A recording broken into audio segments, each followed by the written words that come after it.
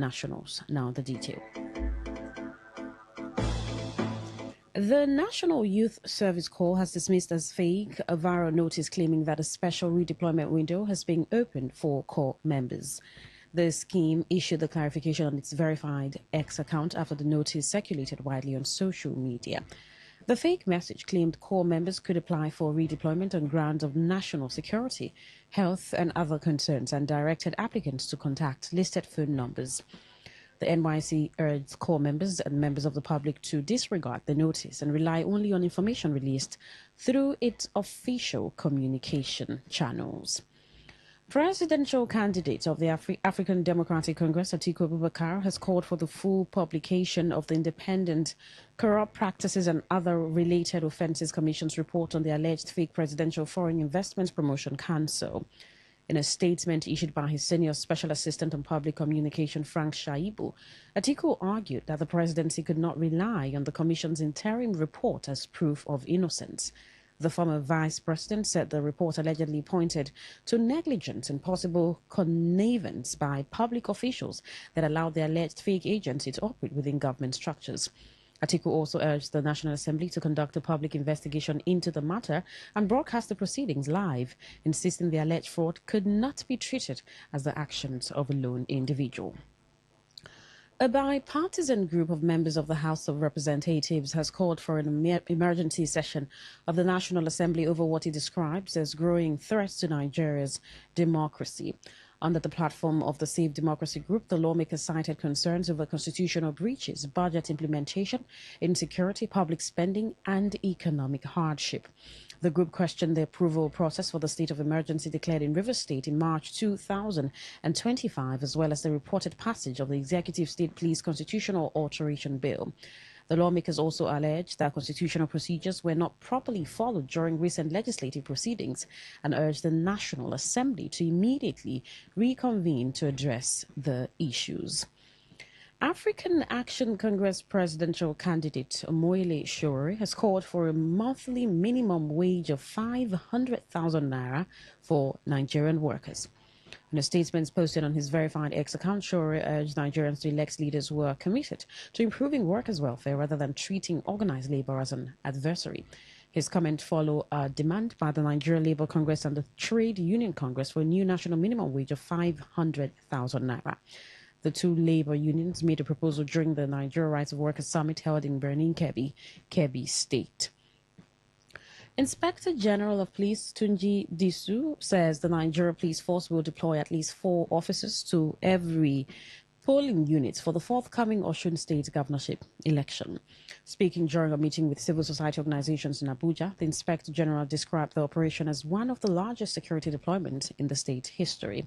Disu said Osun has 30 local government areas, 332 wards, and 3,673 polling units, making the exercise larger than the last governorship election in Anambra State. He said the deployment is aimed at ensuring voters cast their ballots without fear and urged political parties and their supporters to conduct themselves peacefully throughout the election period. The indigenous people of Biafra, IPOP, has denied any association with retired Department of State Services operative Nwaogo Ihechimere Ezeakolam, who was recently arraigned on terrorism-related charges. Ezeakolam appeared before Federal High Court in Abuja on a 4-count charge alleging that he provided support and material assistance to the group. In a statement by its spokesperson, Emma Powerful, IPOP said the suspect is not known to the organization and is neither an officer nor a representative of the group. IPOP also called on the Department of State Services to provide evidence for its allegations and urged the agency not to associate the group with matters that are yet to be determined by the court. You're listening to the World News on Today95.1 FM, Voice of the People. After the break, more news and foreign stories. Do stay with us. Every day, every hour, when the big stories break, depend on our 24-hour news team to bring you the latest. Today, 95.1 FM. Thank you so much for staying out the rest of our stories. The Kogi state government has ordered the arrest of those linked to a deadly reprisal attack in Kupa Kingdom, Lokoja local government area. The violence reportedly followed the alleged killing of an unarmed herder by a local vigilante member on suspicion of cattle rustling. Local residents say about 8 people were killed in attacks on Abugi, Kuchinda, and Miguki communities, although security agencies are yet to confirm the casualty figure. Commissioner for Information and Communications Kingsley Femi Faun says Governor Ahmed Udodo has directed security agencies to restore peace, arrest the vigilante member accused of killing the herder, and apprehend those responsible for the reprisal attack. The governor of Rivers State, Siminayi Fubara, has assured members of the National Youth Service Corps NYC of his administration's commitment to the success of the scheme in the state. The governor stated this today at the NYC Permanent Orientation Camp, Nongwa Bamtai local government area during the swearing-in ceremony of 2026 Batch B Stream 2 orientation course. Represented by the Permanent Secretary, Cabinet Bureau, Office of the Secretary to the State Government, Promise Oguzue, Governor Fubara charged the corps members to be role models and quality nation builders in their service to the good people of Rivers State in particular, and Nigeria at large. In a statement by the head of Information and Public Relations in tour office of the Secretary to the State Government, Juliana Massey, the governor charged the corps members to be exemplary, dedicated and committed in all they do and should take full advantage of all the camp programs and activities to enrich themselves. In his welcome address, the state coordinator of NYC in River State, Moses Olege, urged the corps members to see their deployment to River State as a veritable opportunity to make meaningful contribution to the growth of the state in particular and Nigeria at large. He further charged them to serve with all sense of integrity, discipline, and the fear of God, especially when they will be engaged as INEC ad hoc staff that will conduct the 2027 general elections.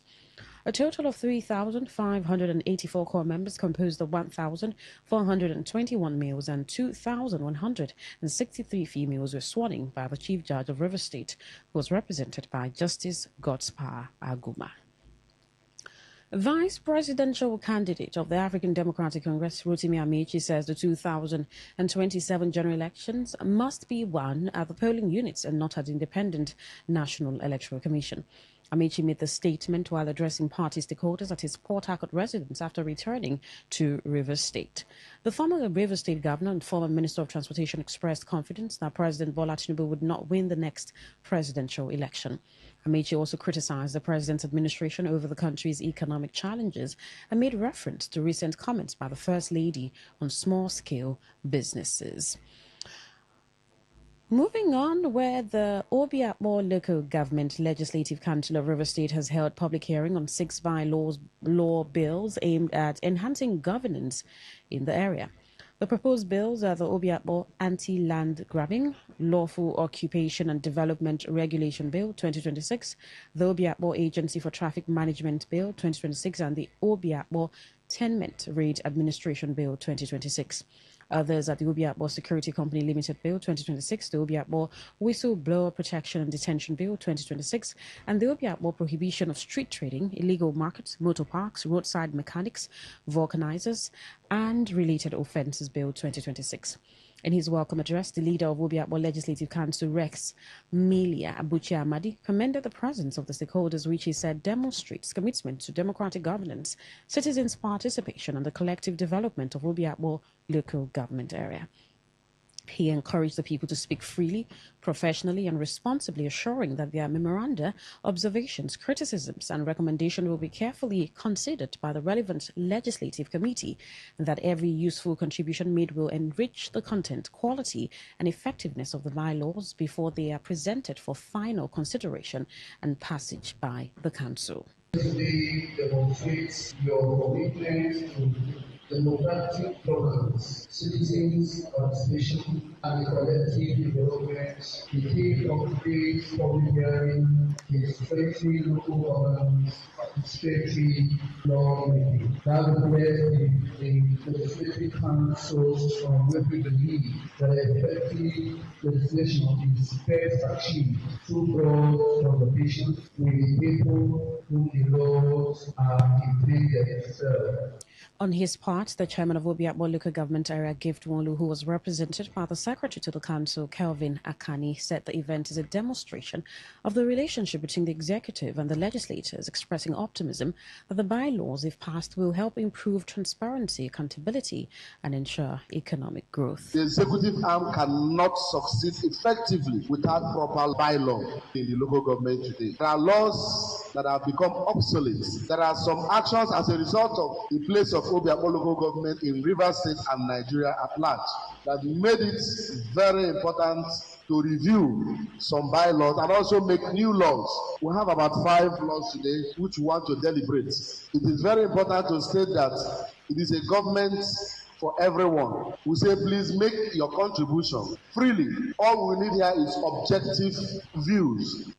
In their presentations, a representative of transportation industry, Tari Iabe, and Motor Parks counterpart, Kingdom Johnson, faulted some of the sections of the proposed bylaw, which they claimed contradicts the Constitution of Federal Republic of Nigeria, hence will attract litigation if passed. There are so many points where the state has legislated upon some of this bill here. Some are registered with Rivers State Ministry of Transport, and one of the clauses here, provision of unauthorized levy collection 7 in that bill is stating that no transport union, association, cooperative, group, or individual shall collect any fee, levy, or charges on any public road related to passengers loading and transport operations within the local government area, except with written authorization. This bill will contradict with the fundamental rights of associations. Any power to arrest, investigate criminal offences, or generally enforce road traffic law may exceed the local government authority. We need overtime officers to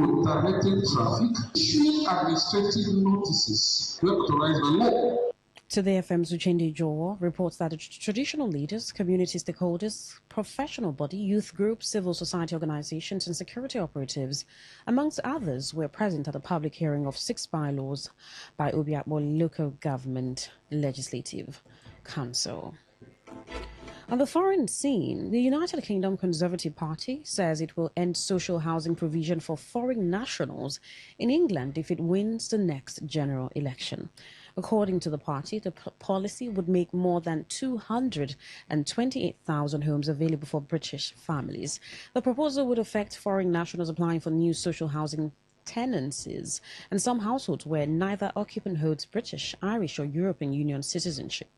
The Labour Party has criticised the proposal, describing it as unworkable and arguing that it does not address the country's wider housing crisis. To end the news, here is a summary of the major stories. The NYC has warned the public against the fake redeployment notice circulating on social media.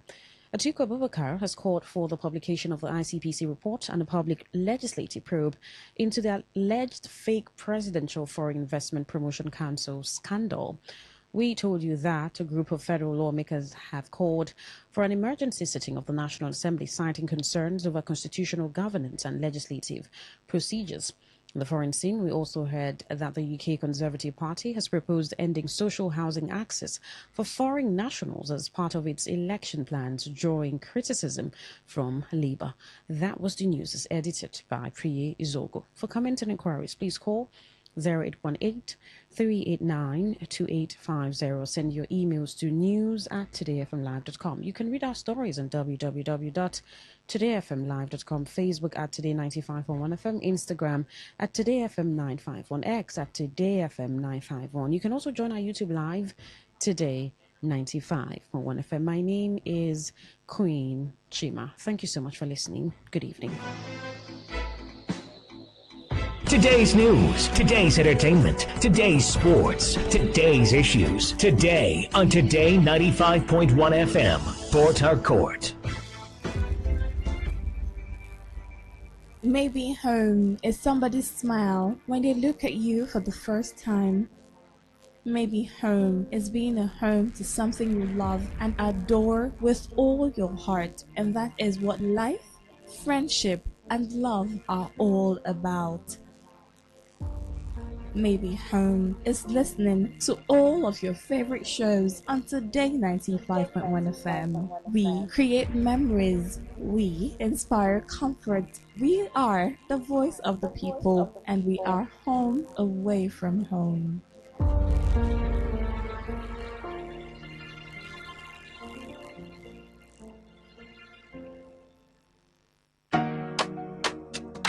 Yeah. Oh. Yeah. Today FM 95.1 Port Harcourt. Voice of the people. Voice of the people. Hey.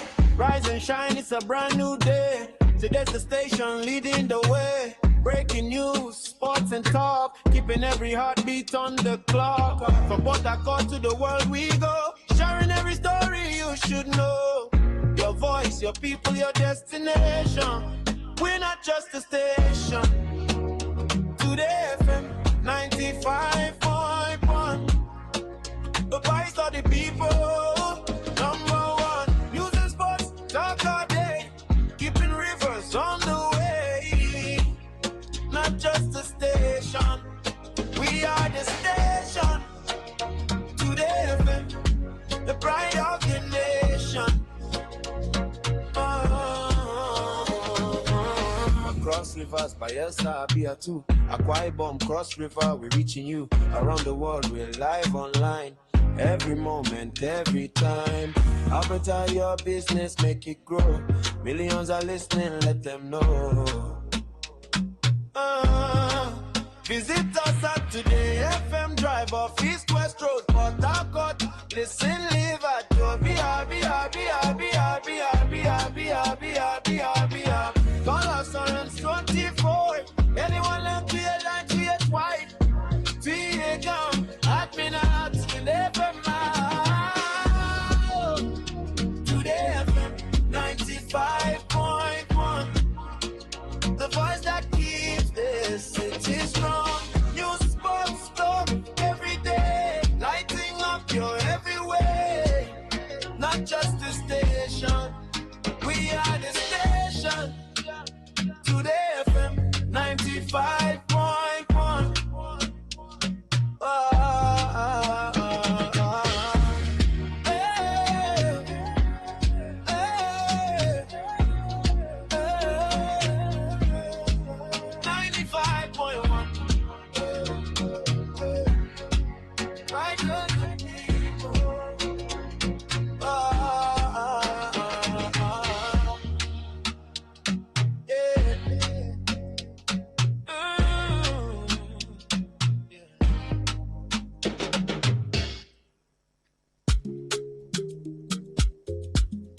Today FM.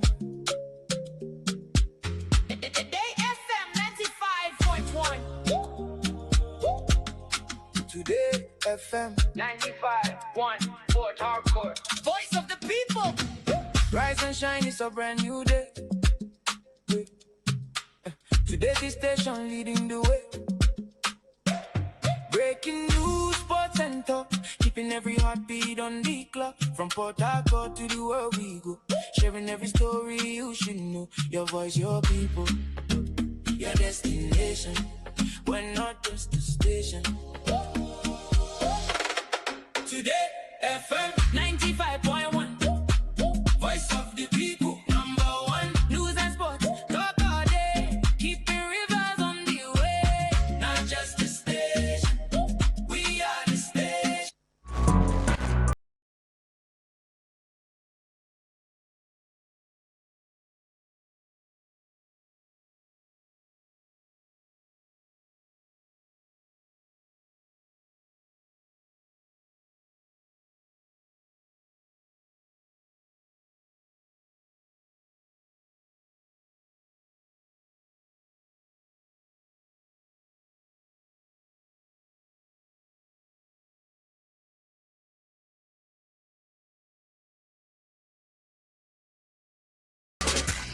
Hello there. How are you doing?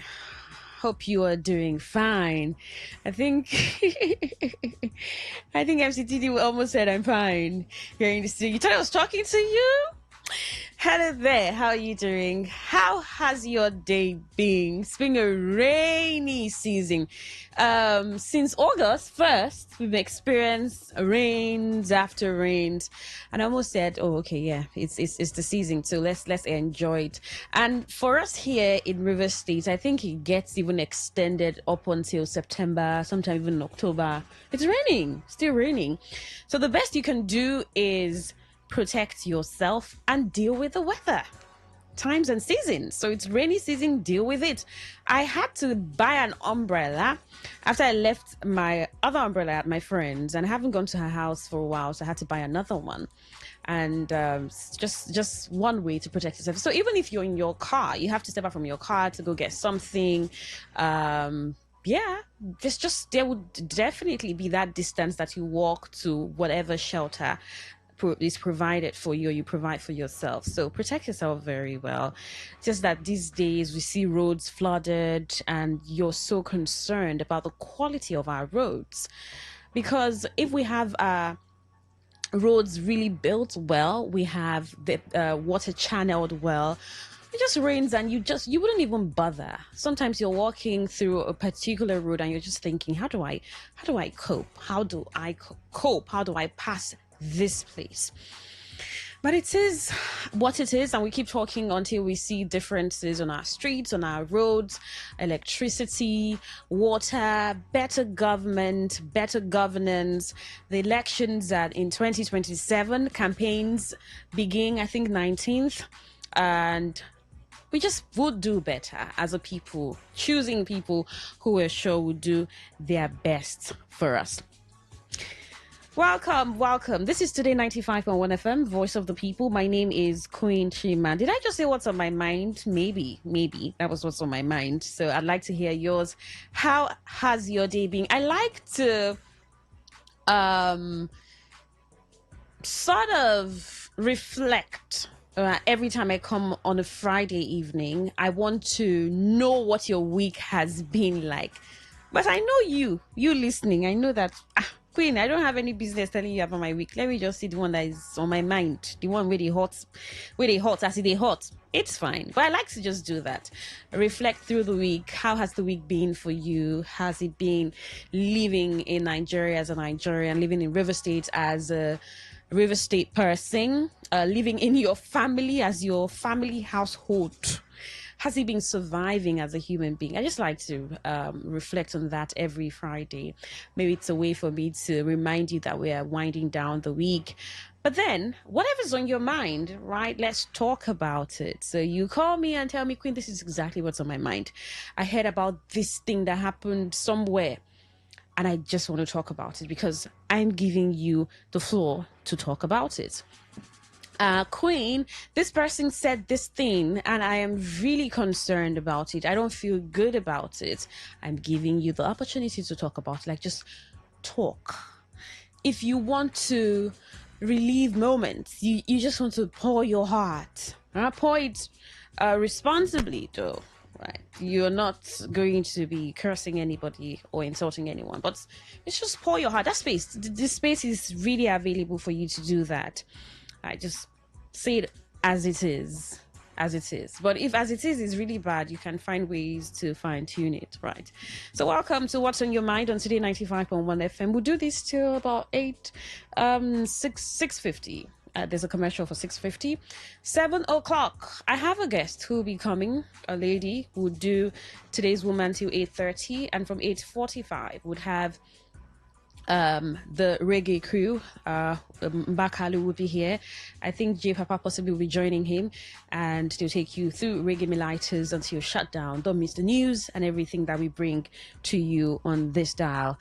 So let's get it started. What is on your mind? I won't judge you. I will not argue with you as long as it's radio worthy. All right, so we'll just pour it all out. 0810-9510-951. That's the number to call. You can send a text or WhatsApp message to 0701 9339 962. Welcome to Today FM. Queen, good evening. Good evening. How are you doing? I'm nice today.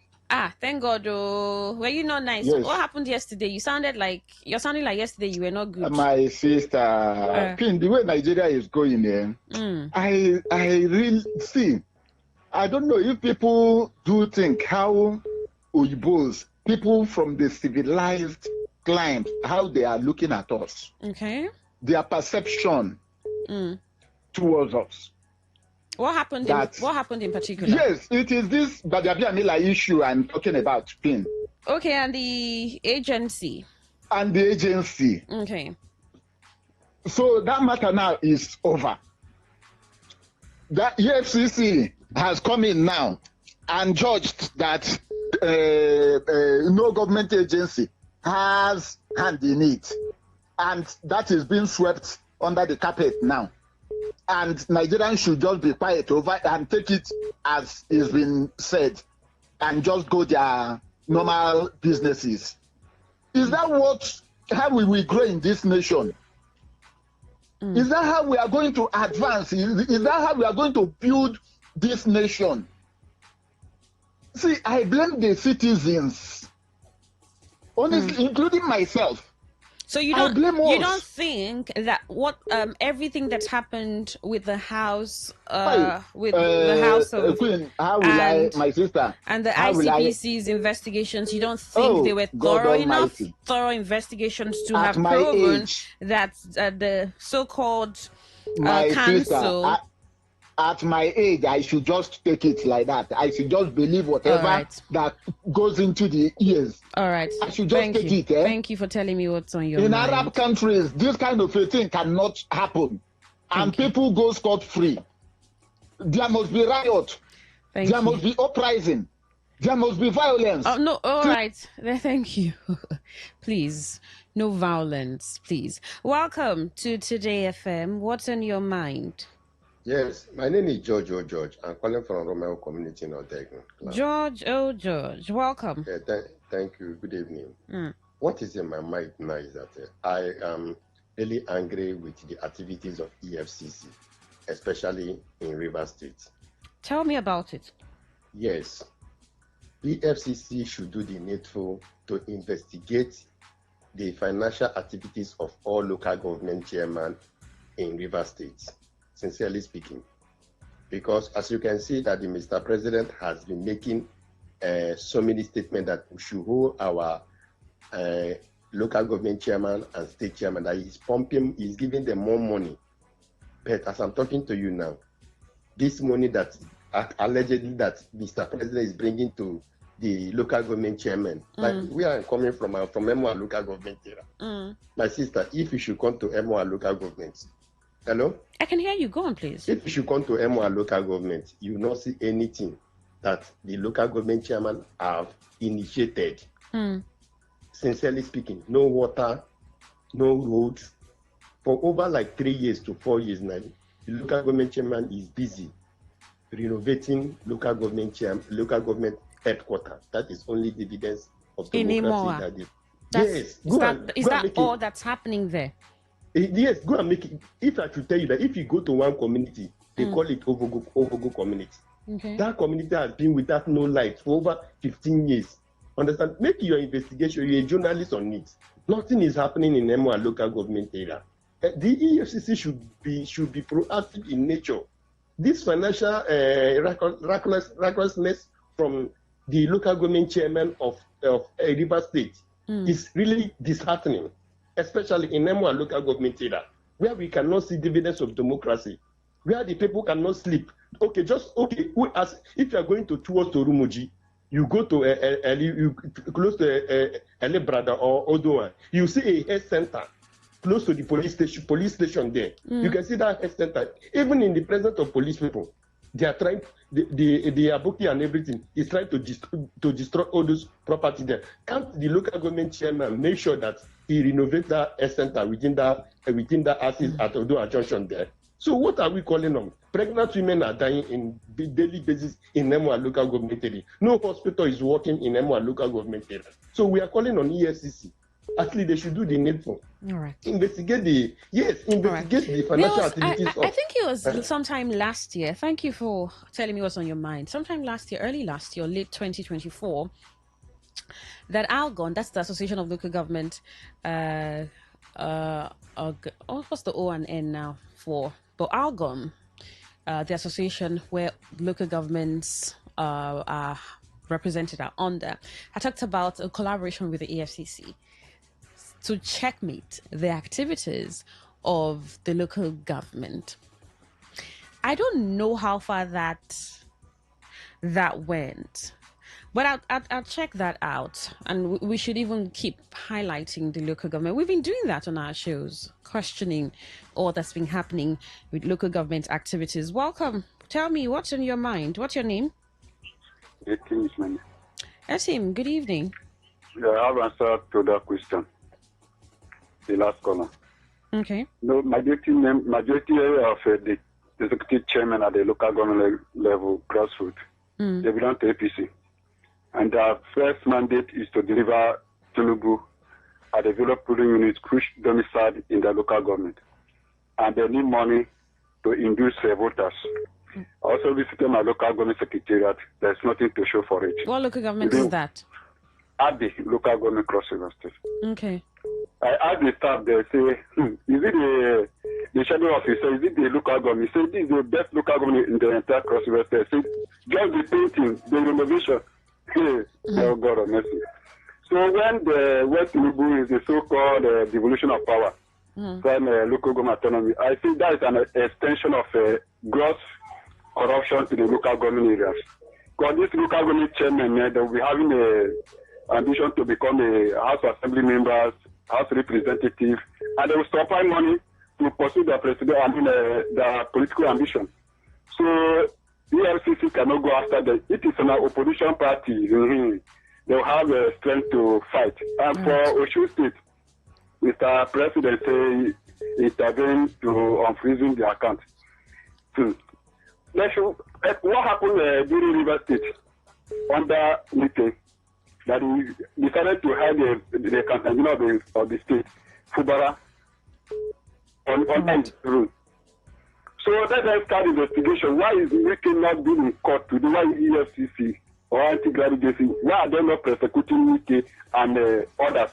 All right then. When EFCC was investigating they dragged Buhari and EFCC to court. Federal government. But all that you do because you want to win election by all costs. You want to turn Nigeria to empire. All right then. What's on your mind? Welcome. Hello? Yeah, can you turn down the volume on your listening device? Hello? I can hear you. Good evening. What's your name? Where are you calling from? Yeah, I am Mr. Telema S. Delibo. Good evening. Welcome. Yeah. Please, I want to talk on KCC Buguma. KCC Buguma is suffering. The shore is eroding almost to the center of the college. Goodness. Then the one college is in shambles. I mean they are studying with reptiles. Then if the government It means there are no people there. There's nobody there. Nobody's there then. I mean, there are people. There are students there. The students are suffering. There's no innovation of the groups are How are they still attending? They are just managing now. What they do? That's not safe. That's not safe. That's not safe. You just talked about reptiles. I said that's not safe for the students. If you are denying me, just go investigate and see. Or ask the students. They will tell you. Or just go there. You see what is happening there. No seat for the students. Then the shore, which should be supposed to be protected. Yeah. It is just eroding. And I mean the students are tired, and they are being tired with pulling boats, which is very dangerous. I mean, about three or four times there was boat concern, and because of that, It has reduced the population of the school. Mm. And government is still selling over it. They ought to cross the bridge. But they have not done so. Well, thank you for saying what. I'm sure this is calling government's attention to Buguma and what can be done there. Excuse me, one minute. Now, the shore protection of Buguma for so many years has been abandoned, and NDDC is just keeping quiet. Please, NDDC, go and revive that project. Hello? All right, I can hear you, yeah. All right, thank you. Welcome, what's on your mind? Good evening. Yes, good evening. Is that the Dawn? It's Queen. Queen, how are you? Obina is here. Obina, welcome. Good evening. Okay. Sorry, before I continue, I want to say something. You mentioned about Argon and you trying to show sympathy. Yes. But my sister, we people that we are calling and we want the local government to develop. Yeah. But the problem I have, these local government chairman, they are not elected by anybody. They were appointments. I have to tell you the truth. Leave this we're calling to do. No, they have this appointment. You know when they appoint you for something, how you do. So let me deal with Obiakpo because the incident that happened that caused traffic yesterday about the task force. These people claim that their brother is there. Their brother is in the FCT. Their brother is in the local government. They stop motorists doing anyhow. If you talk the local government chairman will bring somebody, they will just deny it on the media. They know this voice. Somebody's life is at stake. I don't know whether the person has died or about to die. They should investigate and bring these people to book because the reflector they are selling 500 naira. They wake up and gather in one kai joint after drinking kai. They will come out and buy a reflector, enter bus and start disturbing the city of Obiakpo because the governor is keeping quiet. All right. The problem I have is the governor. Thank you for saying what's on your mind. The governor have to react on this nonchalant attitude by some local government chairman. Yes. Thank you. Sorry. All right. Welcome. What's on your mind? That call dropped. Call again. I keep the calls coming. 0810. Thank you. 9510951. Welcome. What's on your mind? Good evening, Ernest on the line. Ernest, welcome. What is in my mind is that one fake agency deserves two. Now we know that one fake agency have created another two agencies. So two fake agencies will get to 4, and 4 will get to 8. We are progressing. Nigeria in progress. Our economy is moving, doing well. That's very good. All right. Welcome. What's on your mind? Are you there? Okay. Can you hear me? What's on your mind? I'll call again, please. George says, I'm calling on the Economic and Financial Crimes Commission, EFCC, to investigate the activities of the 23 local government area chairmen in Rivers State with special attention to a more local government area of allegations of financial recklessness. Okay, George, I think you called earlier. You sent that as a text message and as a WhatsApp message. All right, I see what's happening here. Okay, let me hear from you still. What's on your mind? 0810-9510-951. We'll do this for 12 minutes or less and get into another business.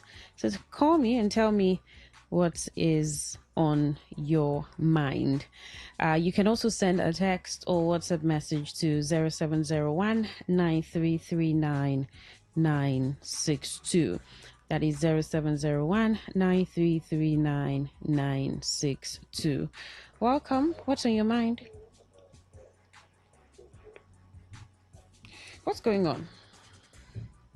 I can hear you, but I think, or rather, I could hear this noise, but I cannot hear your voice clearly. So try again. Or you send a message. A message will work, right? And just tell me what's on your mind. Welcome. What's on your mind? keeps dropping. Don't know why. Try text messages. Right? Text or WhatsApp messages as an alternative. I hope it works this time. Welcome. What's on your mind? Oh, sorry about that. Please send a text message. You've called like 3 times now. I can only imagine. Welcome. What's on your mind? Hello. What is on my mind is on how local government retirees are treated. For some years. I can hear you. Enrolled. For some years, what? For some years now, retired local government staff have not been enrolled for their monthly allowances. Really? For some time now. How long? So, those who retired about 3 years ago have not been enrolled. Have not been enrolled. Okay. Are you there? Should help up because people are dying. 3 years. Their gratuities have not been addressed. Those who retired as far back as 2010 have not been paid up till now. Local government chairmen, what they're supposed to release to local government pension board, they refuse up till now. All right. Thank you for saying what's on your mind. This morning, so that these people who suffered for government for 35 years will be paid their gratuity. It's paying us. I happen to be one of them. Thank you. Thank you.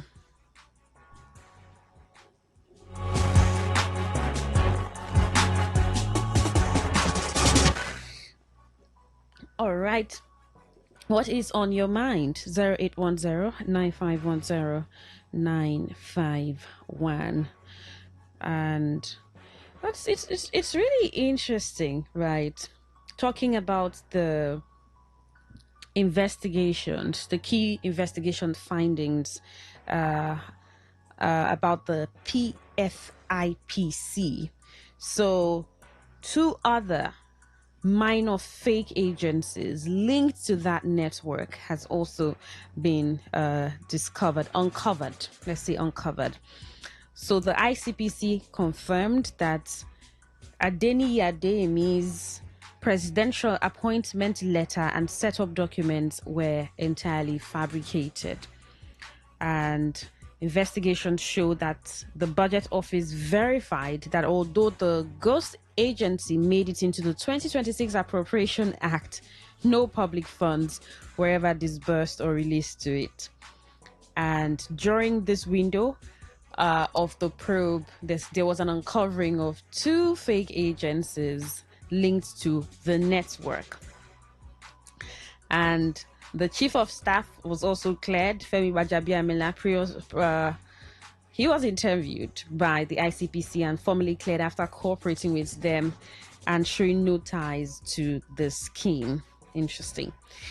Well, this is garnering a lot of conversation. I know that it's been a long time coming, although some people have been saying more investigations should go into it and it should not just be closed. But this is an outcome of an investigation, and hoping that even the minor fake agencies linked to this network and individuals involved will be prosecuted. Already, Adeni Adeyemi and some of his collaborators are under criminal prosecution for forgery, impersonation charges at the Federal High Court in Abuja.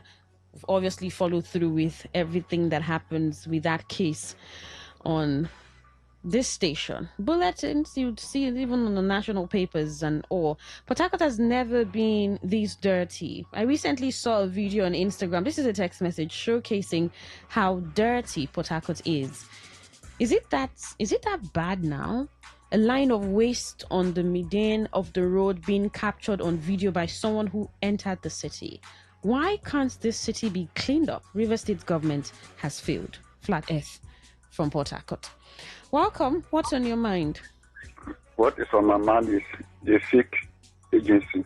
And the exoneration by EFCC, presidency has nothing to do with the fake agency. Yeah, that he's not linked. They are linked because this is a government that came to steal, to kill, and to destroy. But did you make any? Did you do any investigation? How did you know? If you how can agency in the presidency exist without the knowledge of the government, with intake, security intake? Oh God, have mercy.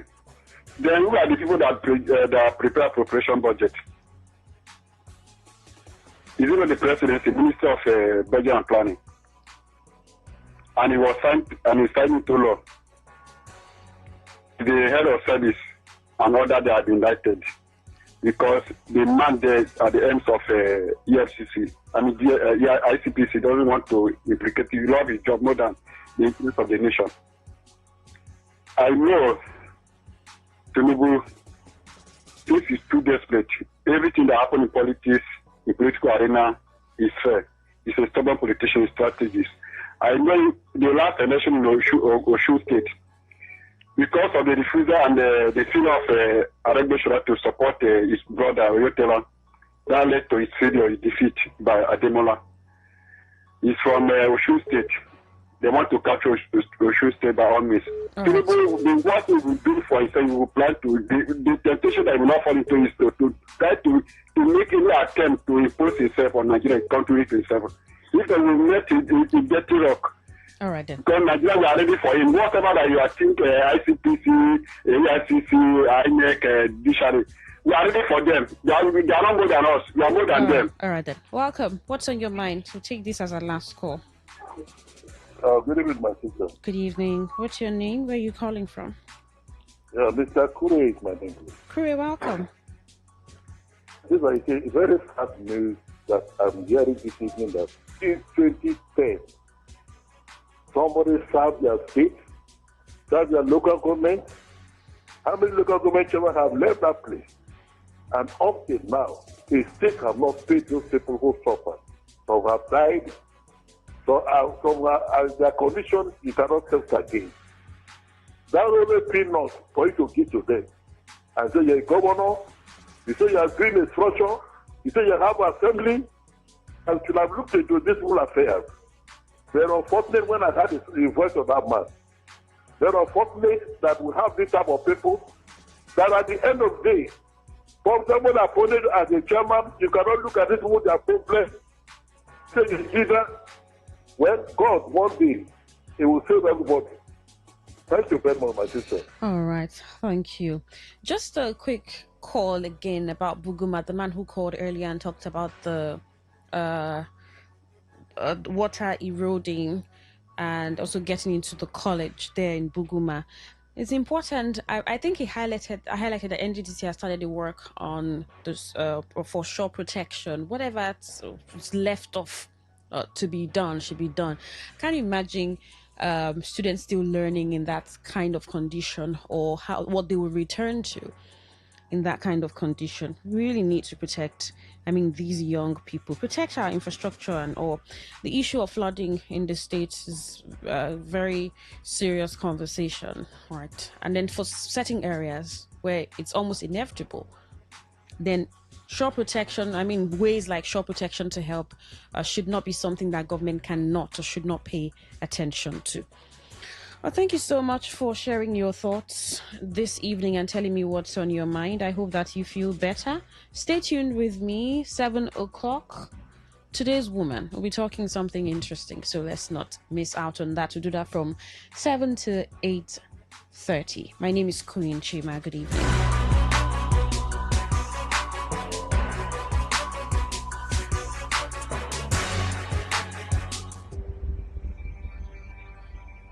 Maybe home is somebody's smile when they look at you for the first time. Maybe home is being a home to something you love and adore with all your heart, and that is what life, friendship, and love are all about. Maybe home is listening to all of your favorite shows on Today 95.1 FM. We create memories. We inspire comfort.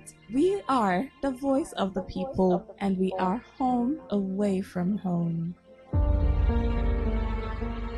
Please listen to this infomercial. Herbal Heritage International, the Kokoroko, for herbal medicine, when they produce strong, correct medicine, they take it, they support with country healthcare system. Country man, correct, holistic, ogbonge herbal medicine, they know they come out for public anyhow, like a big basket. Food gram, as every Christmas, a big boundary. Sickness, sabi medicine, we pass them. After all, monkey smart now, because tree near tree is our forest. Heritage International, go use the technology of computer testing machine to see and know before attacking that your health condition. We don't become ubaruba for your life with the correct treatment. Therefore, whether definition or without definition, make you visit Herbal Heritage International offices way near you. Herbal Heritage International. Now you. Hello and welcome to the program Roots and Herbs. Roots and Herbs is a program that discusses health-related challenges and suggests possible ways out from the herbal medicine perspective. Roots and Herbs is put together and sponsored by Herbal Heritage International, also known as Baba Yoruba. Baba Yoruba is currently having a special promo package. This promo package will give you the opportunity to enjoy 50% discount on all their products and services. This offer runs while the stock lasts, and at the same time, it will give you the privilege of meeting Baba Yoruba himself at number 24 Ikwere Road, Mile 1 by Education Bus Stop, Port Harcourt. For details and inquiries, the telephone number to call is 080-33-111-946. I repeat, 080-33-111-946. 080-33-111-946. Our topic of discussion is infertility, and I have with me in the studio Dr. Otumba Abiodun. Sir, you're welcome to the program. Thank you, Mr. Moderator. Infertility is seen in couples whenever a man and a woman is able to stay together for at least 1 year, which is equal to 12 months, without being able to get pregnancy so that they can get fruit of the womb. It is of two types. We have primary infertility, and the second one is called secondary infertility. Primary infertility is seen when a man and a woman have stayed together for at least a year and they are unable to conceive. But in secondary infertility, a man and a woman have been able to have issues or to have even only one, but they intend to get more, which is not forthcoming. That is secondary infertility. So whenever there is infertility, it is very important for the two to join hands together and go for investigations. What makes a man the father of any child is the quality of the semen coming from the man. That a man is able to perform doesn't make him the father of any child. What is coming from a man is gotten from the testicles. In some men, the number of sperm cells can drop, a situation that we call oligospermia. In some, the cells may not even be there at all, a situation that is called azoospermia. Some men do experience a situation where what is coming from them is nothing but only water. All the qualities are not there. There are many factors that can make a man to come under these conditions, part of which is drug abuse. There are some medications that some men do take that are spermicidal, that is, they are killers of the cells that makes a man the father of any child. Not only this, it is possible when a man is exposed to very high temperature, particularly the private part, for the cells to die or get weakened. And that is why the nature in its species did not put the testicles inside our abdomen, because the process of spermatogenesis does not require very high temperature. That is why they are kept in the sac under there, so that the temperature can be a mild one. Not only this, infections that men have suffered from, whether in the past or in the recent, can also destroy all the cells.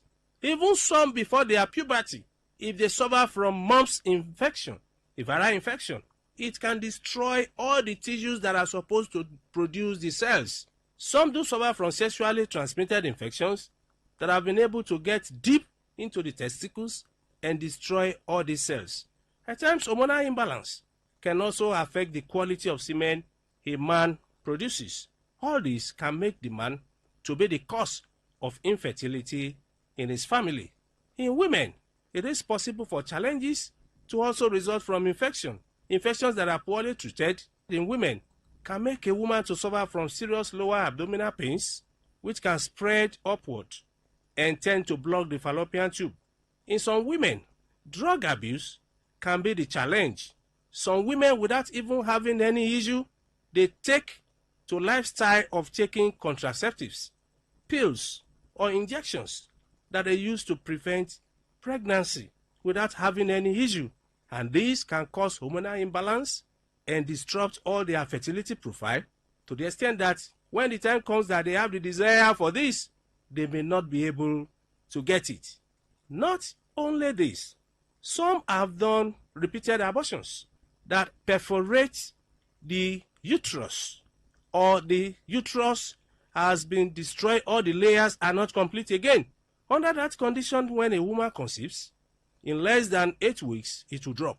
Some have fibroid, a mass growing inside the lumen of the uterus that is not giving enough space for pregnancy to grow to maturity. And that's why we say, under this condition, we have to first agree on how to get out of the challenge. And how do one get out of challenge? It is by visiting a competent healthcare giver who will be able to do investigations and know what the root cause of the problem is. It may be from man, it may be from the woman of the house, and at times it can be from both of them. But once the root cause of the challenge is determined, the way out will not be far-fetched. Anytime there is infertility in families, we do advise that mutual understanding is very important. For more enlightenment and advice, the number you can call is 080-33-111-946. 080-33-111-946. I repeat, 080-33-111-946. Thank you. All right. You've been listening to the program Roots and Herbs. Roots and Herbs is a program that discusses health-related challenges and suggests possible ways out from the herbal medicine perspective. Roots and Herbs is put together and sponsored by Herbal Heritage International, also known as Baba Yoruba. Baba Yoruba is currently having a special promo package. This promo package will give you the opportunity to enjoy 50% discount on all their products and services. This offer runs while the stock lasts. And at the same time, it will give you the privilege of meeting Baba Yoruba himself at number 24 Ikwere Road, Mile 1 by Education Bus Stop, Port Harcourt. For details and inquiries, the telephone number to call is 080-33-111-946. I repeat, 080-33-111-946. 080-33-111-946. Let's take our sponsor's message.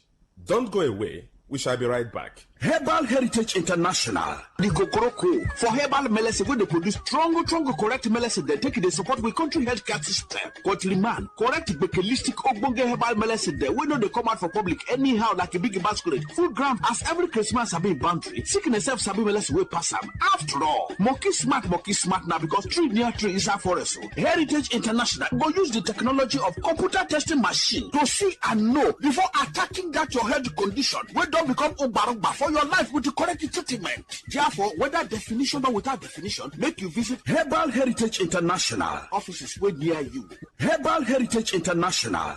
Now You're welcome back to Roots and Herbs. Roots and Herbs is a program that discusses health-related challenges and suggests possible ways out from the herbal medicine perspective.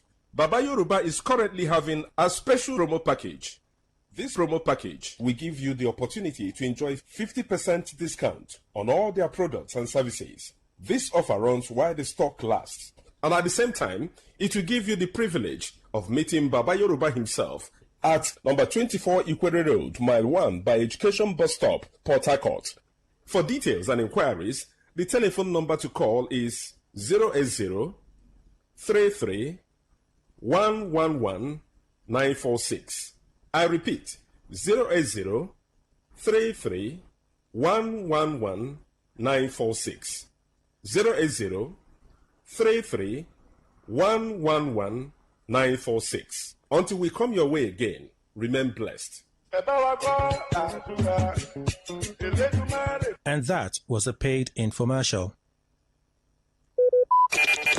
Talk radio. I listen to a lot of talk radio. 95.1 FM.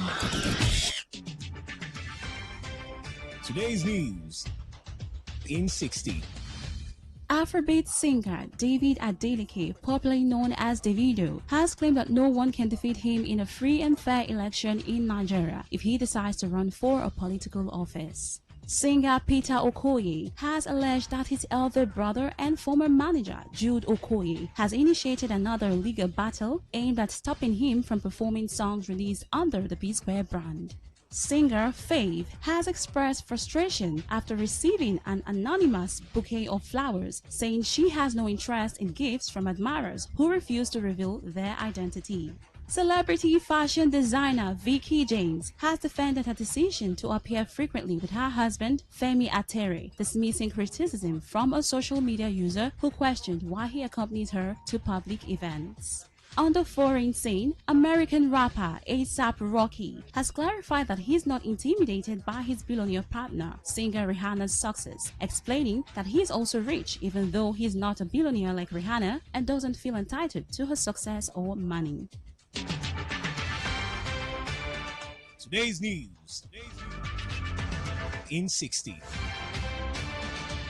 In 60. Talk radio. I listen to a lot of talk radio. 95.1 FM.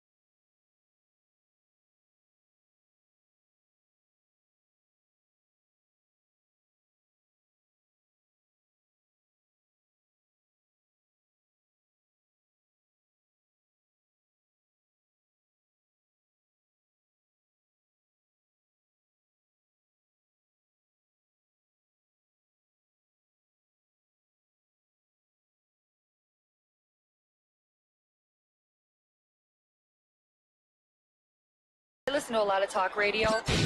95.1 FM.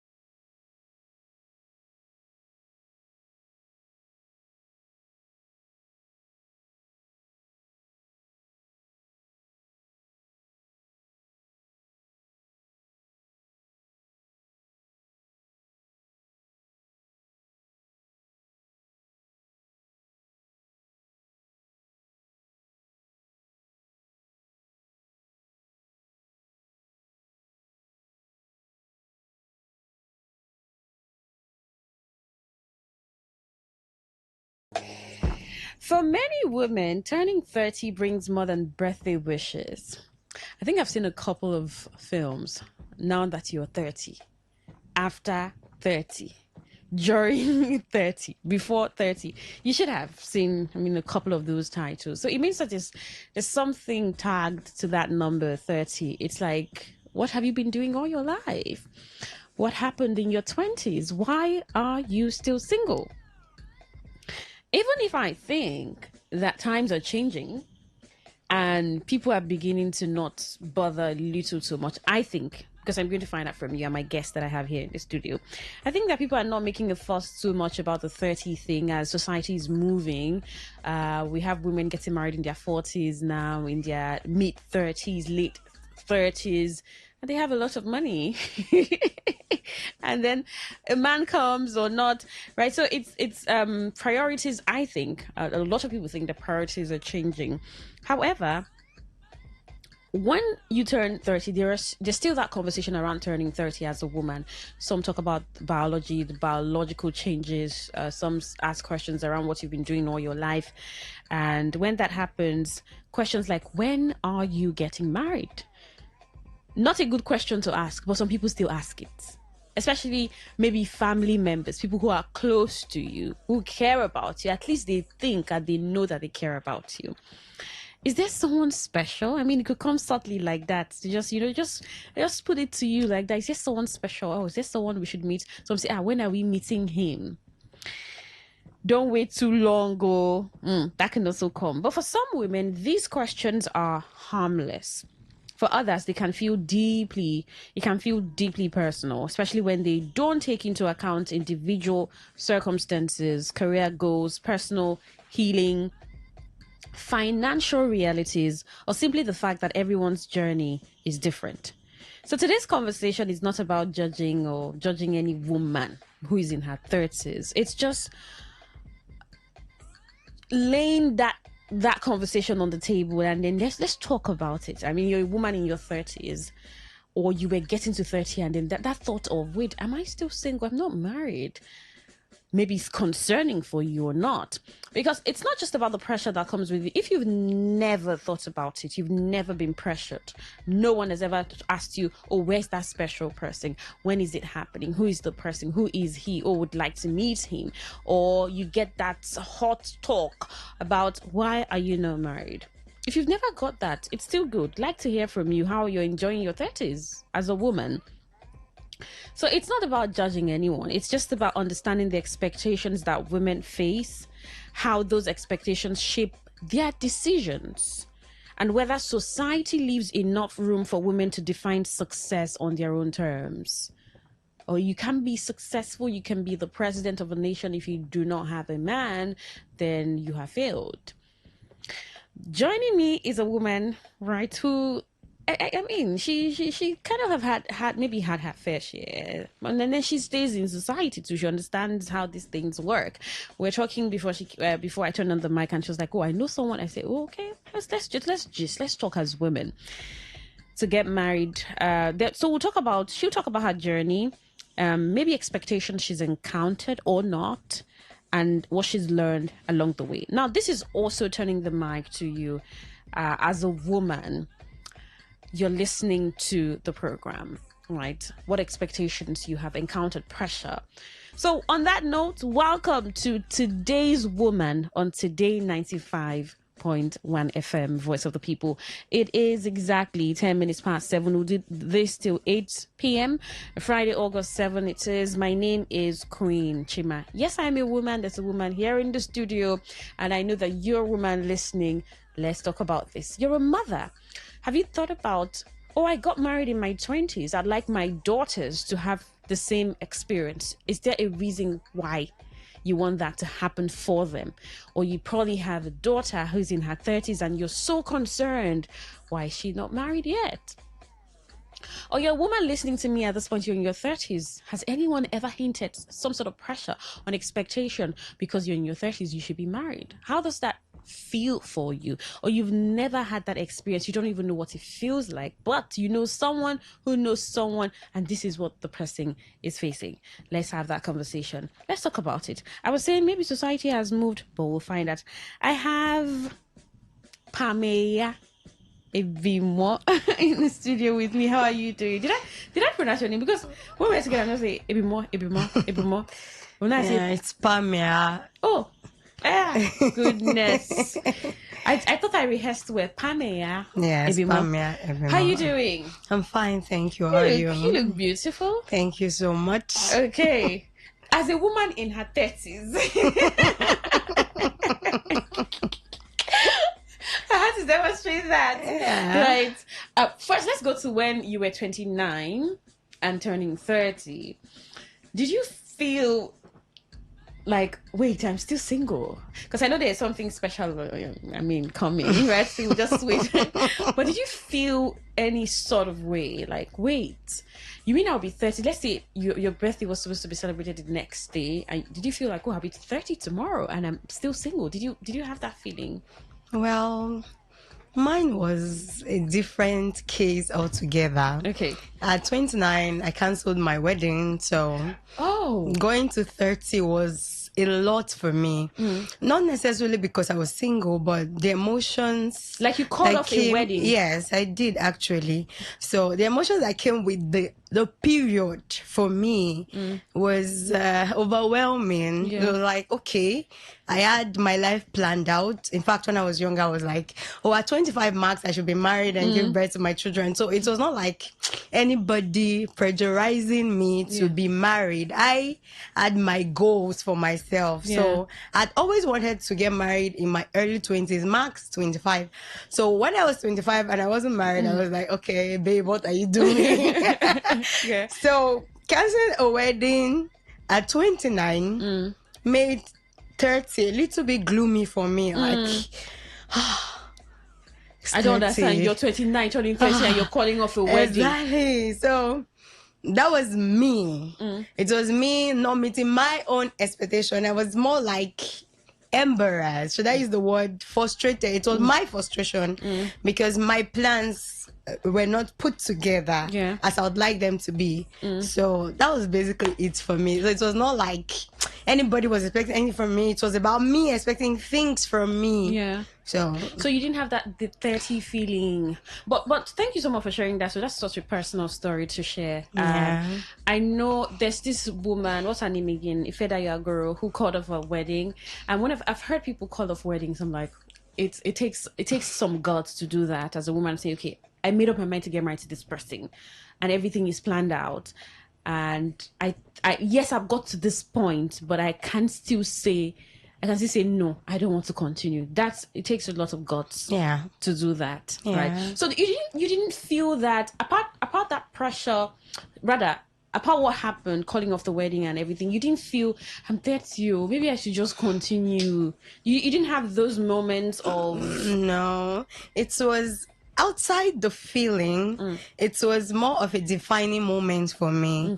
Okay, at first I wanted the world to stop and then 30 should wait. Yeah. And then later I was like, oh, it's 30, it's fine, it's me. Okay. right? I have a new opportunity to redefine my goals, be every other person I would have loved to be, irrespective of the fact that, I wanted to get married earlier. I have the time to still groom myself to be the woman I've always wanted to be. So I just decided to invest in myself, and I'm grateful. And continue.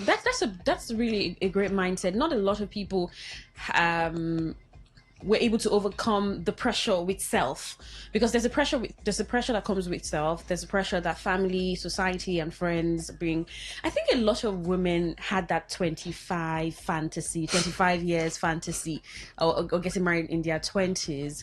And then I watched the video where someone categorically said, "What business do you have getting married in your 20s?"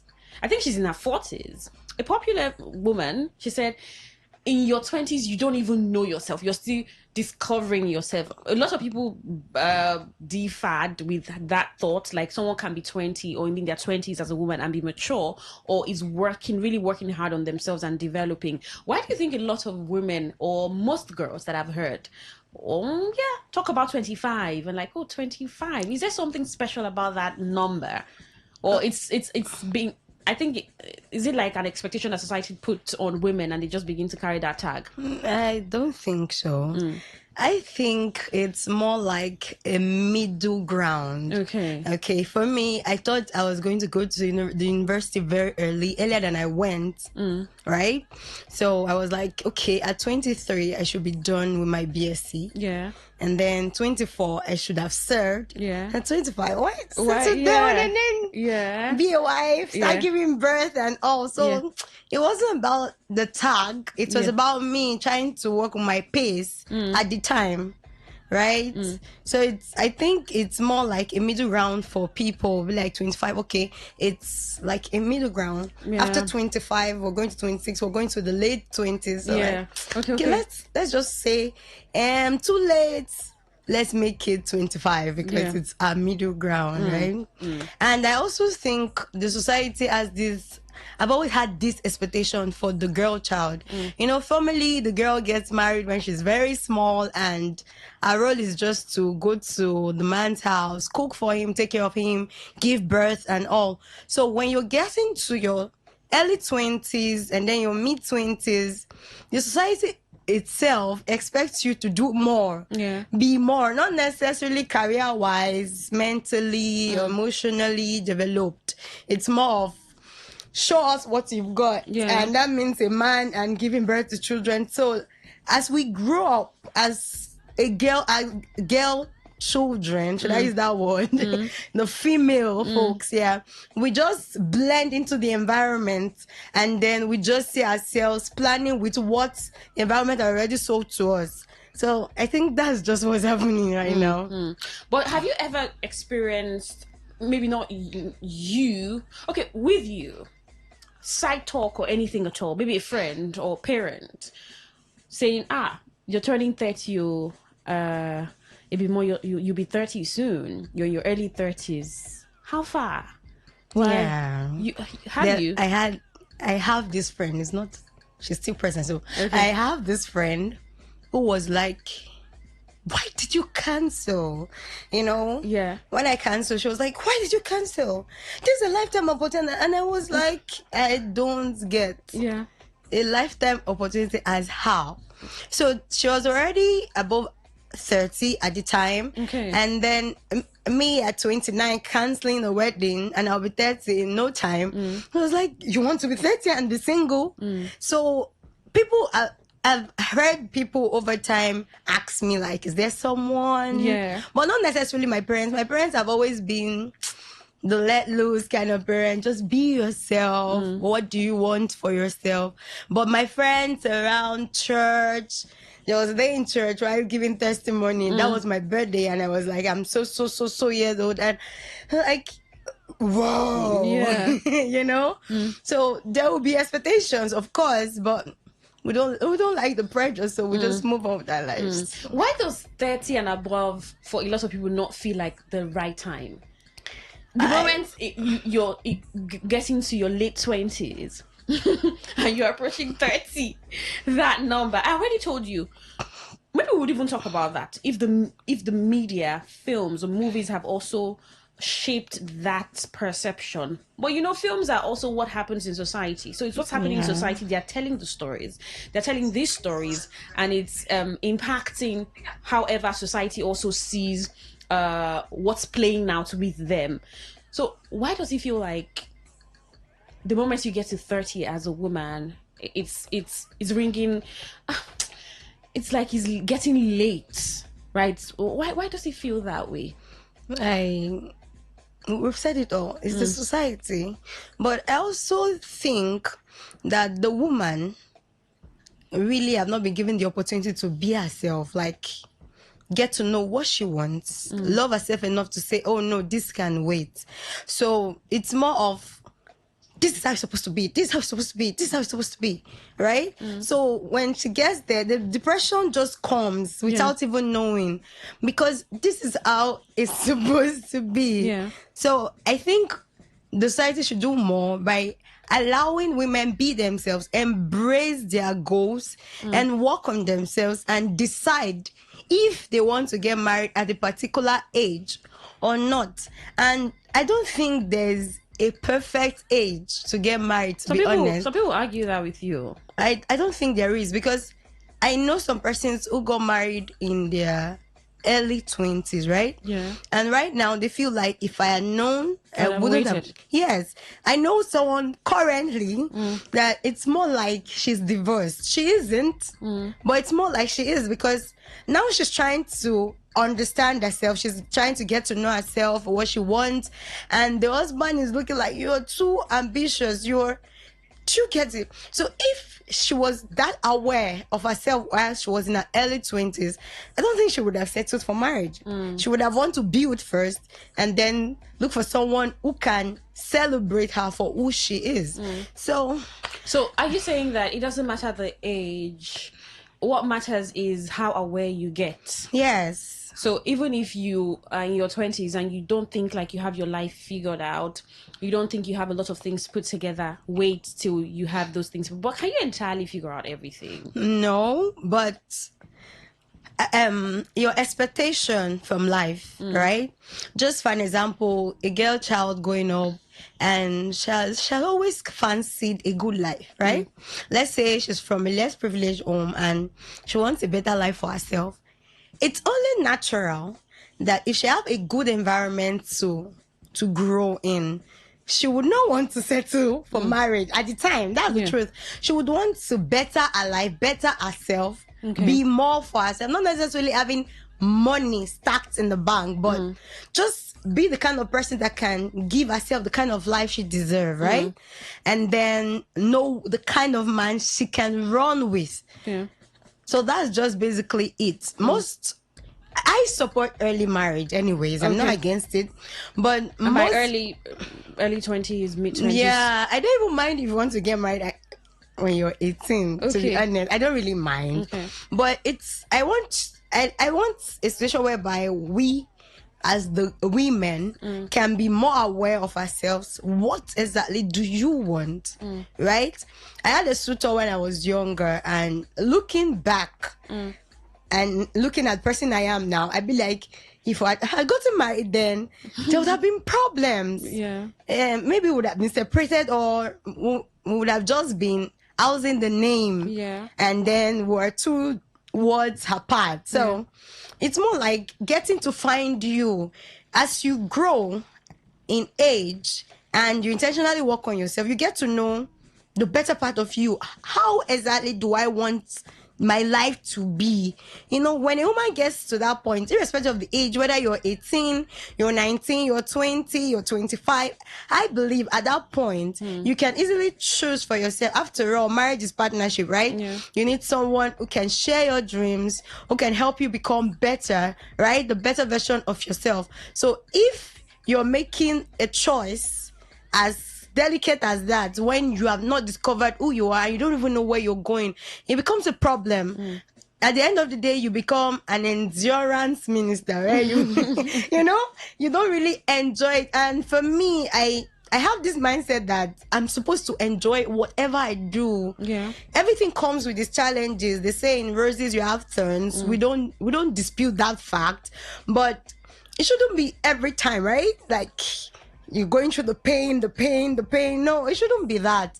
So I believe if you get to know yourself to the point where you know this is what's right for me, then you're going to make better choices for yourself as a woman.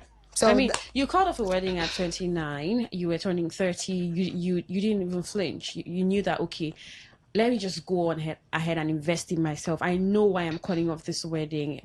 It's the whole marriage. It's taking a lot, but this is the best decision for me. You're getting married in a few months, and you're in your 30s, right? Do you think that for women who are from families, right, where the father or the mother thinks you're in your 30s and you're not married, then you're almost useless? Maybe not useless. Maybe useless is like too much. But the pressure is just coming, constantly. And you know how you don't go to... They say you don't go to the market to just pick any man, right? It's just like they're not men labeled in market, and then you just go say, I want this one and I'm going to buy him for so naira, so dollars, and bring back home, oh, this is my partner. There's usually a process, however short the process is. And maybe the person isn't even dating, the woman is not even dating, she has not even seen anyone, or she has seen, maybe the person isn't saying anything. It's a serious situation. And then there's that pressure coming. You have not faced that pressure a lot, but I think for someone who got to 29, wanted to get married, called off everything, that's a lot. That's a lot. How do you think that women can really manage that pressure, especially if they have people who are mounting that pressure consistently on them? Okay. First, I would say you need to know what you want for yourself. It's very important. You see this society, where's the man? Are you getting married? It's not for them. I've come to realize that most of the decisions I make in life as I grow is for me. If I decide to be a thief today, I am spoiling my reputation. Let's leave my parents as that. It's me. I'm the thief. They're just parents to the thief, right? Yeah. So first, you should know what you want for yourself. And then you should know what you want to be in between. It's one thing to know what you want. It's another thing to know how to become it, right? If you have something your hands are on, like, okay, you have decided to, let's say, do your master's and your PhD, for an example, and then they are mounting pressure on you, you are going to focus all your energy to what you want to achieve. But if you're just there at a vulnerable state, and everybody's mounting pressure, you would be pressured. Yeah. You will be. All right? So it's very important to not necessarily overlook it, because in truth, hearing it all the time, your mom coming to say, hey, is that a guy calling you? What's his name? Bring him home. Yeah. Right? Or did anyone stop you on the way today? And some parents can be like that. It can be that extreme. That's the word. They can be that extreme. And sometimes you're dressing up and you're going out. For some persons, the parents will be like, no, I don't think a man will see you and like you on this dress. Go and change, you know? It's a lot. I've not been there, but I know it's a lot. But you should just take it on a lighter note. Let it be on your sleeves. Yes, let it be on your sleeve, right? Laugh over it. See it as a joke. After all, sometimes people make jokes out of something very, very serious, and we still laugh about it. So see it as a joke and tell yourself, this is what I want and this is what I'm going to have. I'm not going to allow anybody to pressurize me, because in the end, nobody's coming to save you, my guy. Nobody. But do you think there's a stage a woman gets to, she begins to take these things really personally? Say maybe you turn 30, it's still nice, you're still enjoying, 32, 33, 34, you're not there yet, you're not in your mid-30s, you're just in your early 30s.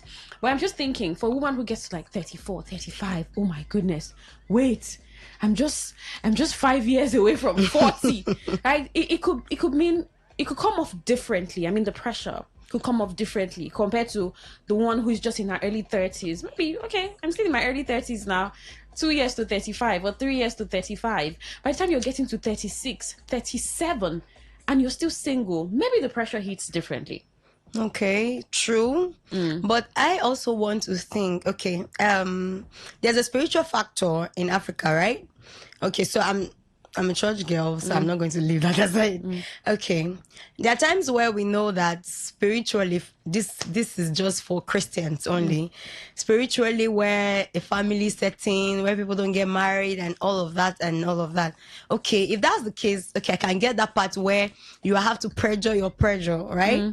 But if it's not the case, then it might be you might be the problem. Yeah. Because in truth, for every reasonable, eligible woman, there's always a guy out there trying to say LOI, right? Just notice me, right?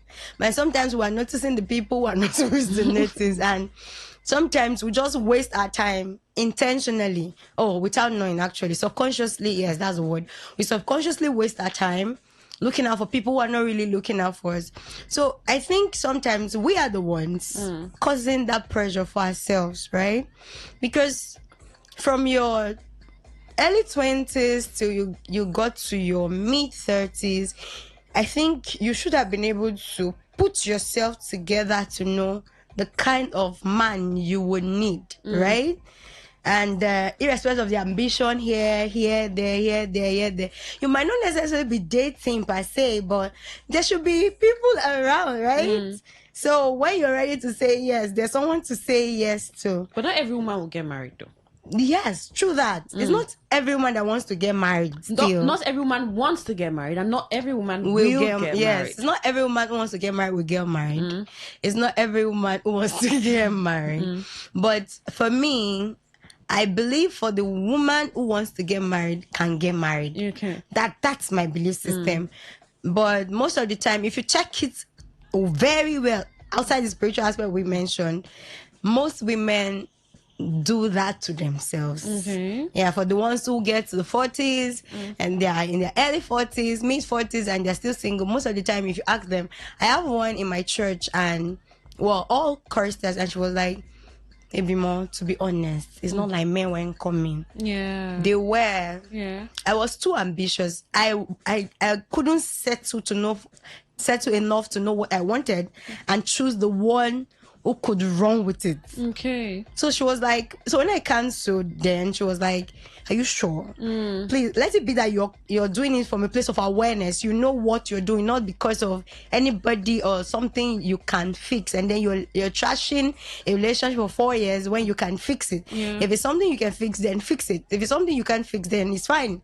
You move on, but just be open. She was like, be open. Yeah. She's actually going to her 60s. Yeah. Right? She's very close to her 60s. Oh, she became 60 last month. Yes, I'm very correct. So she was like, it's not the devil, it's not anybody. I caused this, right? So it's more of knowing what you want. I've always known what I wanted. Outside the pressure I mounted on myself, I wanted to get married at 25. Right? I've always had the picture of the kind of man I would want to get married to. So the moment you saw him, so exactly. So seeing that person, I knew, okay, I'm up for a compromise, right? Yeah. So that's just how it is. All right. So you're listening to Today's Woman. It's on Today 95.1 FM, Voice of the People. I'm talking to a very beautiful woman here in the studio who called off a wedding at 29. She was turning 30, but did that. Cut off everything, but she's getting married very soon. She's in her early 30s. Right? I mean, I think that's the good part. That's a good part to it. But even if you were not getting married, I mean, I'm sure you knew exactly what you wanted. Yeah. Wonder what we're discussing. We're talking about women and getting married in their 30s, the pressure that comes with the moment a woman turns 30, and the woman puts pressure on herself, society puts the pressure on her, family does, friends, somehow. But another part is, I was asking, do you think that 30 thing is gradually eroding? I'll come to you a bit more, because maybe with what women are achieving these days, the fact that we're seeing women, I mean, dream as far as men are dreaming, become leaders of industries, I mean, taking education seriously, and we're seeing women getting married even in their late 30s and early 40s, and society is celebrating them like, yes, it can still happen whenever. Maybe the numbers are not as much as we expect. So I don't know if that pressure is still there, but some people say it still exists. We'll hear from as our listener. So I'd like to hear from you. 0810-9510-951. Did you feel pressured to get married in your 30s? If you did, how did you handle it?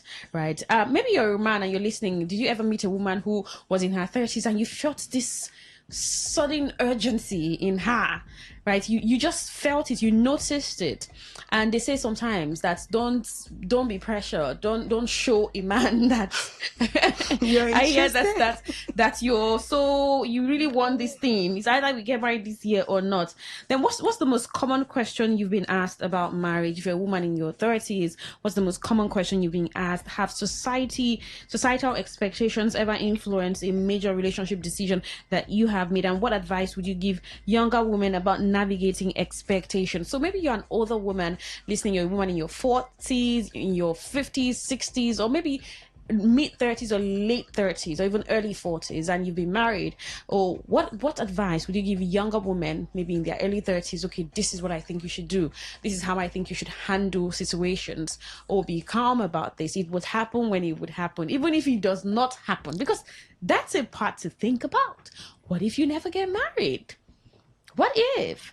Right, 0810-951-0951. It's today's woman on Today 95.1 FM. You can send a text or WhatsApp message to 0701-933-9962. Text message can work to that number, and then for calls 0810-951-0951. So back to you, Bimo. How do you think that from 29 at 29, when you called off that wedding, and now that you're in your early 30s and getting married, do you think anything has shifted in terms of knowledge? The person who called off the marriage then, and the person who's getting married in a few months, right, in her early 30s, that was 29 turning 30 when you called off the marriage. Do you think a lot has changed in terms of knowledge and what you know about marriage now? What has happened, or it's just been maybe like slightly the same thing? To be honest, 100% a different person. 100%. I used to be a very sentimental, deeply emotional, calculative, but most times the interference of the emotions and all. But right now, I've been able to put my emotions in place, right? I've been able to put my mind together. I think right. That's the word to use. I have a calculated processing thought. Formerly, it was like, this thought is coming, I'm trying to add all together, right? It was not, I wasn't totally put together. I wasn't totally put together. But calling off the wedding made me realize I have a lot of work to do on myself to be a better person for me. Emphasis for me. So I wasn't trying to build on my mentality, my emotions and all for anybody or to be seen by a right person. It was more like to be the best version of myself. I wanted to be a better person. I was like, I didn't really like that. Why would someone just mess you up like that? Why weren't you able to see and decipher on time to know, oh, this wasn't going to work, and then move from there? Why did you have to wait for 4 years? Why? Do you get it? So I kept asking myself questions, and I kept processing, and I realized that I had a lot of working to do. Okay. So I told myself, sit down and work on Do the yourself. work. Yes. So I worked really, really hard. All It right, was a let's lot. take this call. Welcome to Today's Woman. Yeah, good evening, Queen. Yes, good evening. Yes, I'm Chris. Welcome, Chris. Okay. For me, I think women shouldn't be pressured in any way. For me, this marriage thing is not an achievement. But then again, women also, if not that today is like into school thing is my first kind of thing. Otherwise, women supposed to marry early and give me people to continue education. I just wish I must finish my university and I was grade, and before you know it, you are your 40, and that time you begin to be destined to marry and to look as if the world is on your head. You're not supposed to be married at the early age. It does not stop them from being what they want to be. So that at the end of the day, they will not be running up and down. Go here, struggle, go to church, pray your house, and all of that. For me, I think it's not necessary. Thank you. All right, thank you so much. He just reiterated, what he had said when he started. Women should not pressure themselves, and nobody should pressure them. However, he highlighted that early marriage is good. It depends on what you think as early. In early 20s sounds like early, from 18, 19 and above, until like 26, 27 feels like early. And then the moment you get to 30, it's like, okay, it's getting really, really, really late. Or maybe not too late, that there's just people looking at you and asking you, what's going on? Why are you not married? Why are you not settled? Calling it settling down. Why are you not settled? Why don't you have a man that is knocking on our doors? Welcome to Today's Woman. Hello. Yes, good evening. Yes. Yes, my name is George. George, welcome. Yes, I want to contribute to your discussion this evening. Please go on. I know there's some certain factors that will lead to a woman not to get married.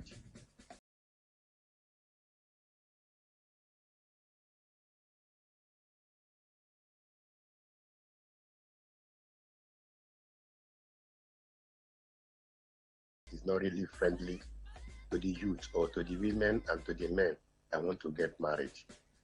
Just like sometimes too, it might be our traditional practices in our various communities and other things.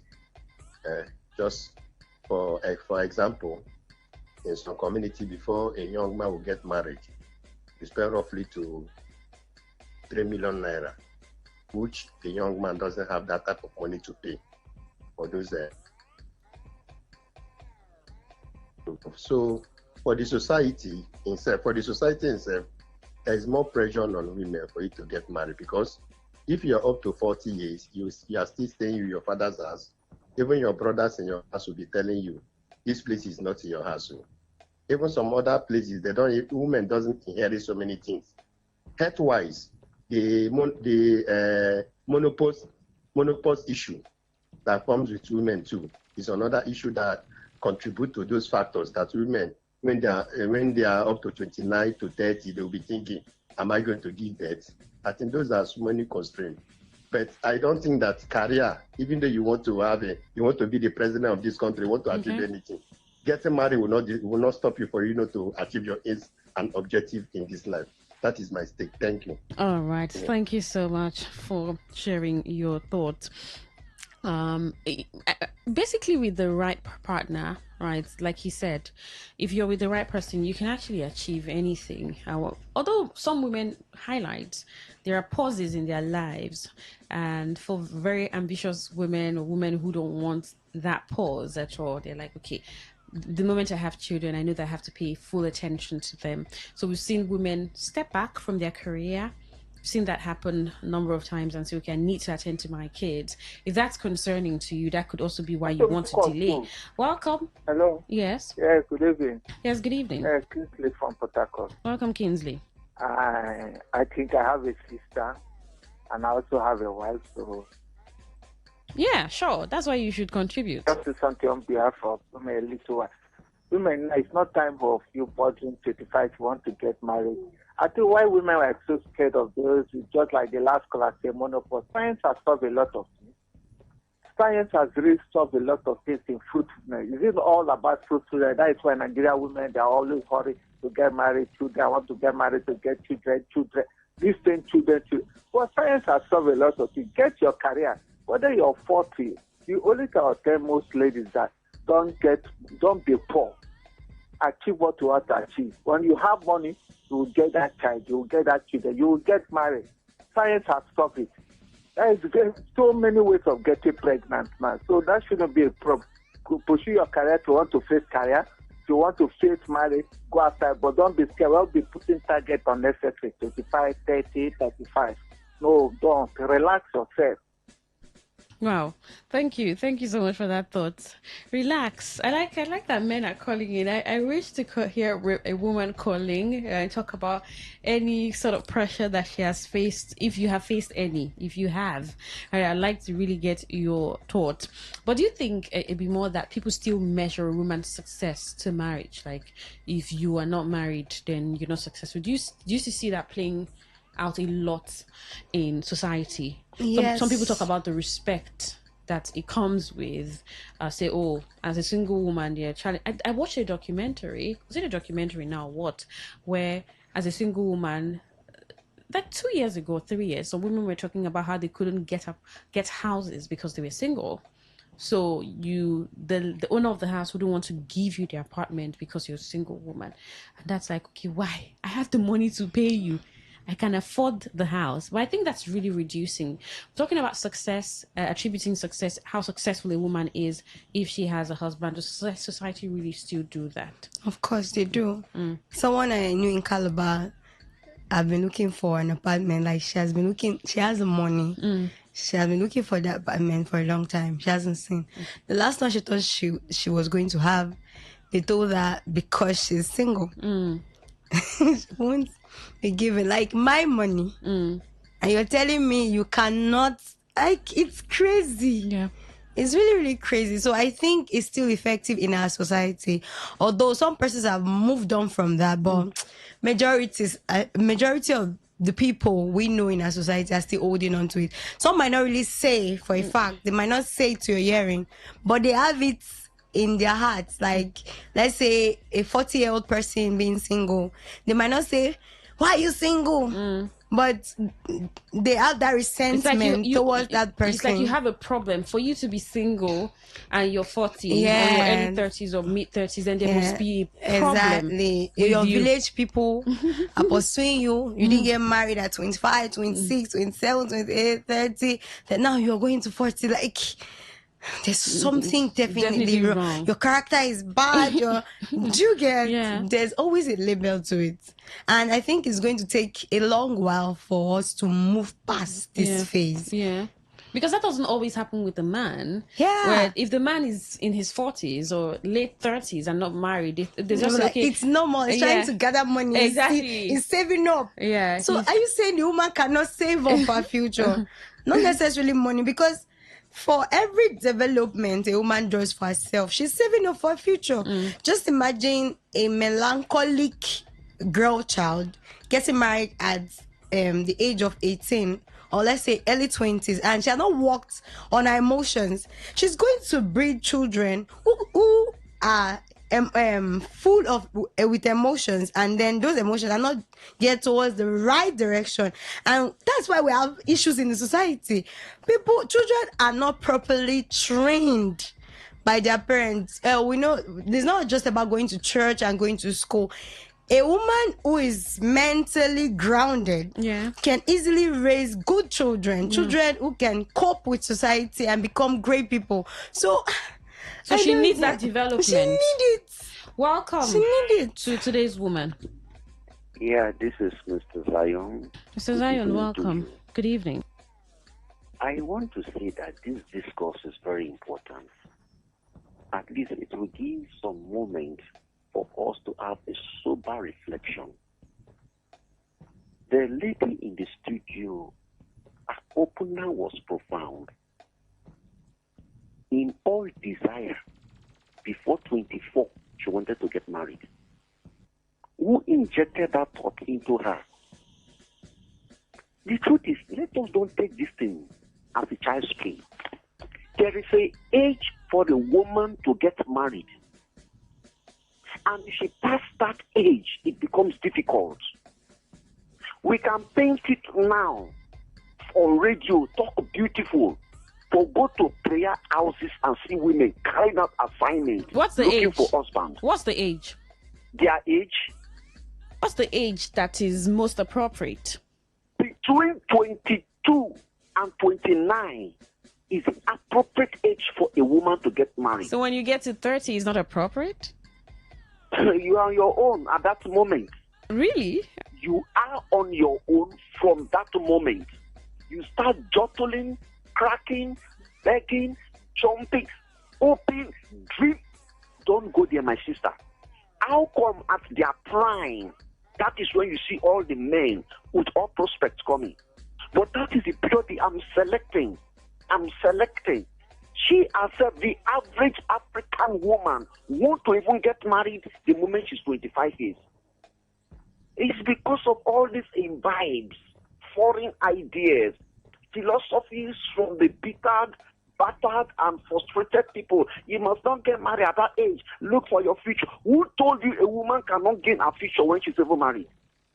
Most of our sisters emotionally were defeated from the first relationship they had, which is an error. A woman has nothing to do with boyfriend and girlfriend. The mood is right straight for marriage. Go and check our parents now. As they are right, they got So married. are you Were they not happy up to date? saying that for every woman who's listening to you now, who is in her 30s and listening to you talk, you're telling them that their time has passed? No, I didn't say their time has passed. So. Okay. I said they are on their own. They're on their own. Yes. If you doubt me, go to the prayer houses and see them now. All right. Go and meet Zion. pastors to tell you how these women are coming. So I'm even going up to the extent of bringing a man's picture to that altar praying. And why are they doing it now? All right. Thank you for your We should not pass that age. I bet. Oh, the call dropped. Everybody, you also they're on their own? Really? Are they really on their own? Women in their early 30s. Are they, that got me. That really got me. I won't even lie. Are they really on their own? What if it's 30 isn't why does 30 feel old? Why? It's the truth I is thought 30 is the new 12. 30 is not even old, to be honest. Like we said, it's what the society has set as a pace for women. Yeah. Right? About the fertility that someone mentioned, I know someone who got married at 22. And she's in her late 20s. She hasn't given birth. Like, she has not been pregnant. Like, she's having issues getting pregnant. So, for me, marriage is not just about giving birth. Like, is there a purpose to it when you don't know your purpose? It should be what you want from marriage. Right? Outside the fact that, God created this institution. God has his own plan for marriage. Okay. As a child of God, what is your own plan for marriage? Are you going into marriage because of peer pressure? People are going into marriage. Or you're going into marriage because you want to be a better person, because two are better than one. And this person you're going in, are you sure it will make you better? So there are a lot of factors to consider. In those days, people just get married because that's how it's supposed to be, right? Once my grandma likes you, they are connecting both families and they are coming to pay the dowry. And if you check it very well, majority of those women were never satisfied. Even the men, I've heard some men complain and say, if I had known this arranged marriage, I wouldn't have done it that time. I would have waited till. Do you get it? I also know somebody who was like, I don't need my wife's input because she does not even have anything to impute to my destiny. I'm struggling, so I just need to focus on myself. Yeah. Do you get it? So for me, marriage is two people coming together to become better, irrespective of age and gender. So it's not about, there are some men who get married at 27. They're already fully mature, mentally, emotionally. They know what they want and they know what it is to build a family. And it's fine. I give them the celebrative gesture they deserve. But you cannot tell me that a woman has a particular age range. I will never believe it. Why woman? Why women, please? How about a man who has a low sperm count? How about a man who is infertile? How about, so that's why I have issues with talking about these things, because the African mentality is just so crazy. Let's take this call. Welcome to today's woman. Are you there? Welcome.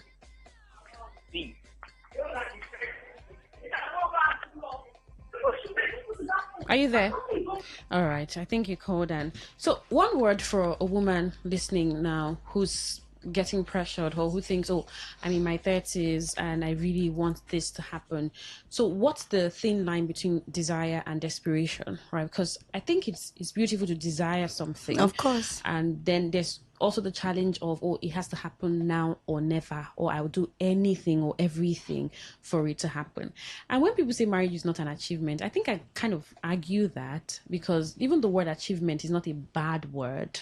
So anything that's a feat, that is successful, is an achievement. And I think marriage is. You buy a phone, an achievement. You buy it's basically an achievement. But I think they say it in a way to buttress the point that don't stress yourself. But I really do think that marriage is an achievement. Don't you think so? It is actually, but it depends on who you go married to.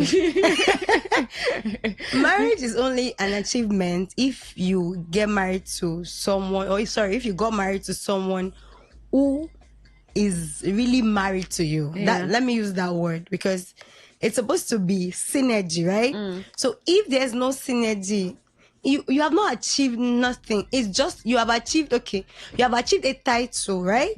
But there's nothing to show for it. No impact, no difference in your life. I believe I should be better. Yeah. As a married person, right? I should be better.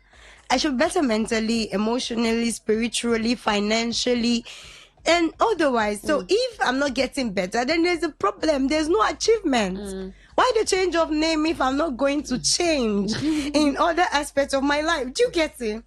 So, and for those who are being pressured by parents, friends, say, love yourself. I have always have this want of self-love growing up. I didn't love myself enough. Yes. I've always loved people. My primary love language have always been acts of service.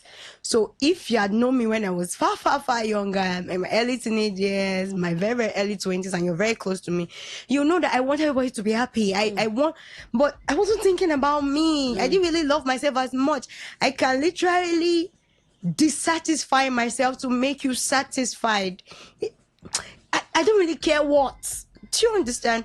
And it's not supposed to be like that. You're supposed to love yourself enough. And you can't even pour from an empty cup. You need to love yourself enough. So to all my ladies out there, because we're all single right now. You're leaving them. You're leaving those now. But right now, we're still single. In months. Right now, we're still single. Yeah. To all my single ladies in their 30s, right?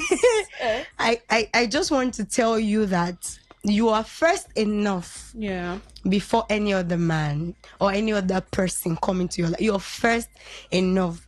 First, make sure you are enough for yourself. Love yourself. For everything I desired for someone to do for me, I learned to do it for myself. Yeah. So it was when I've loved myself to that point that I was able to pour out. Yeah. So you should love yourself enough.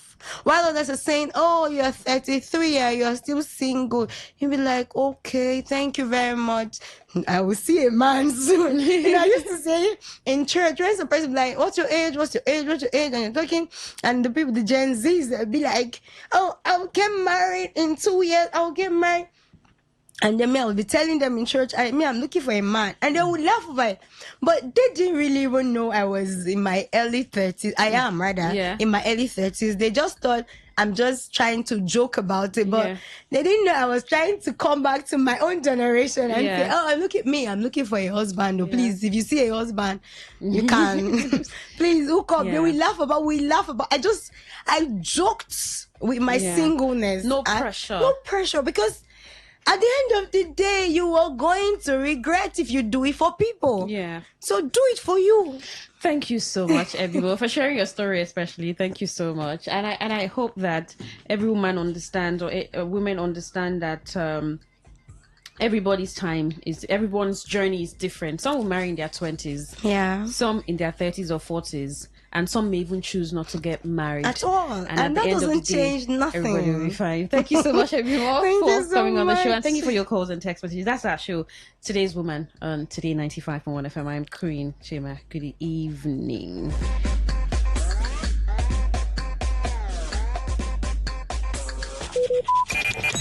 Talk radio. I listen to a lot of talk radio. 95.1 FM. Top of the evening. The night is too young for small expectations. Open for more with Guinness.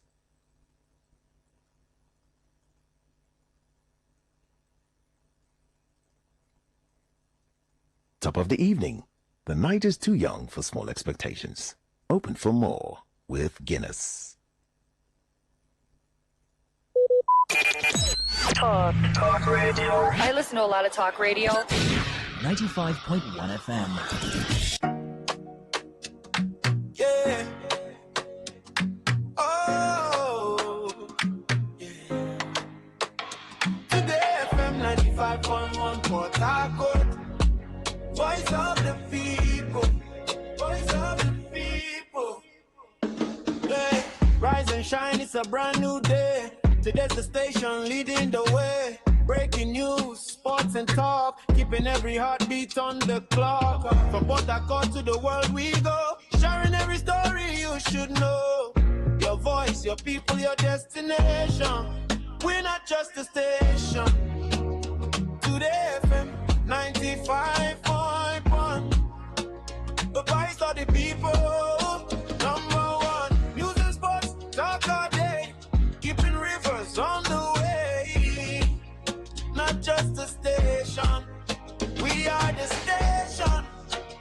Today FM, the pride of the nation. Across rivers, Bayelsa, Abia too. Akwa Ibom, cross river, we're reaching you. Around the world, we're live online. Every moment, every time. Advertise your business, make it grow. Millions are listening, let them know. Visit us at Today FM Drive off East West Road, Port Harcourt. Listen, live at your Call us on 24. Anyone left to your line, create white. VA come, admin at FM. Today FM 95.1. The voice that keeps this city strong. News, sports, talk every day. Lighting up your every way. Not just the station. We are the station. Today FM 95.1.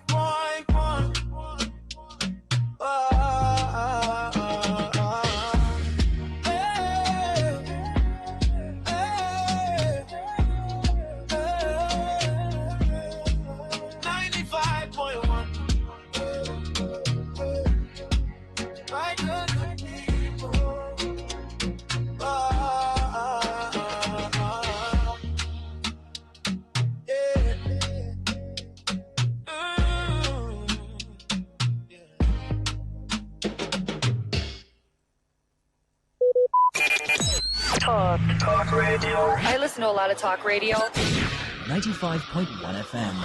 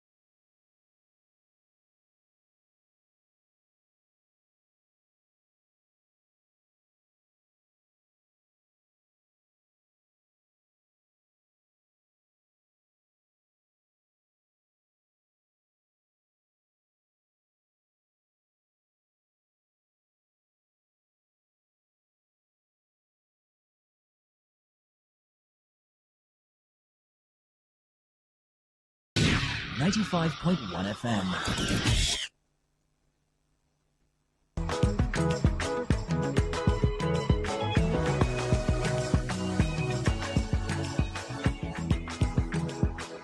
In the next 48 hours, Nigeria will be taking on Cameroon in the quarterfinal of the Women's Nations Cup taking place in Morocco. The big deal here is that victory for Nigeria takes us to the semi-final. And what does that mean?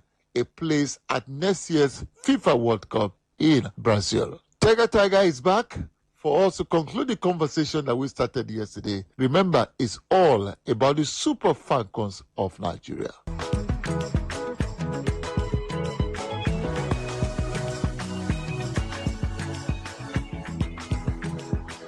Tiger, thank you so much for joining us once again. Yes, we are counting down to Sunday. It is Nigeria against Cameroon. What is your mind telling you? What is your heart telling you about this game? It's going to be tough again. It's going to be very tough, especially if you look at how the Super Falcons have played up to this moment, and if you look at how the Lionesses of Cameroon have played up to this moment.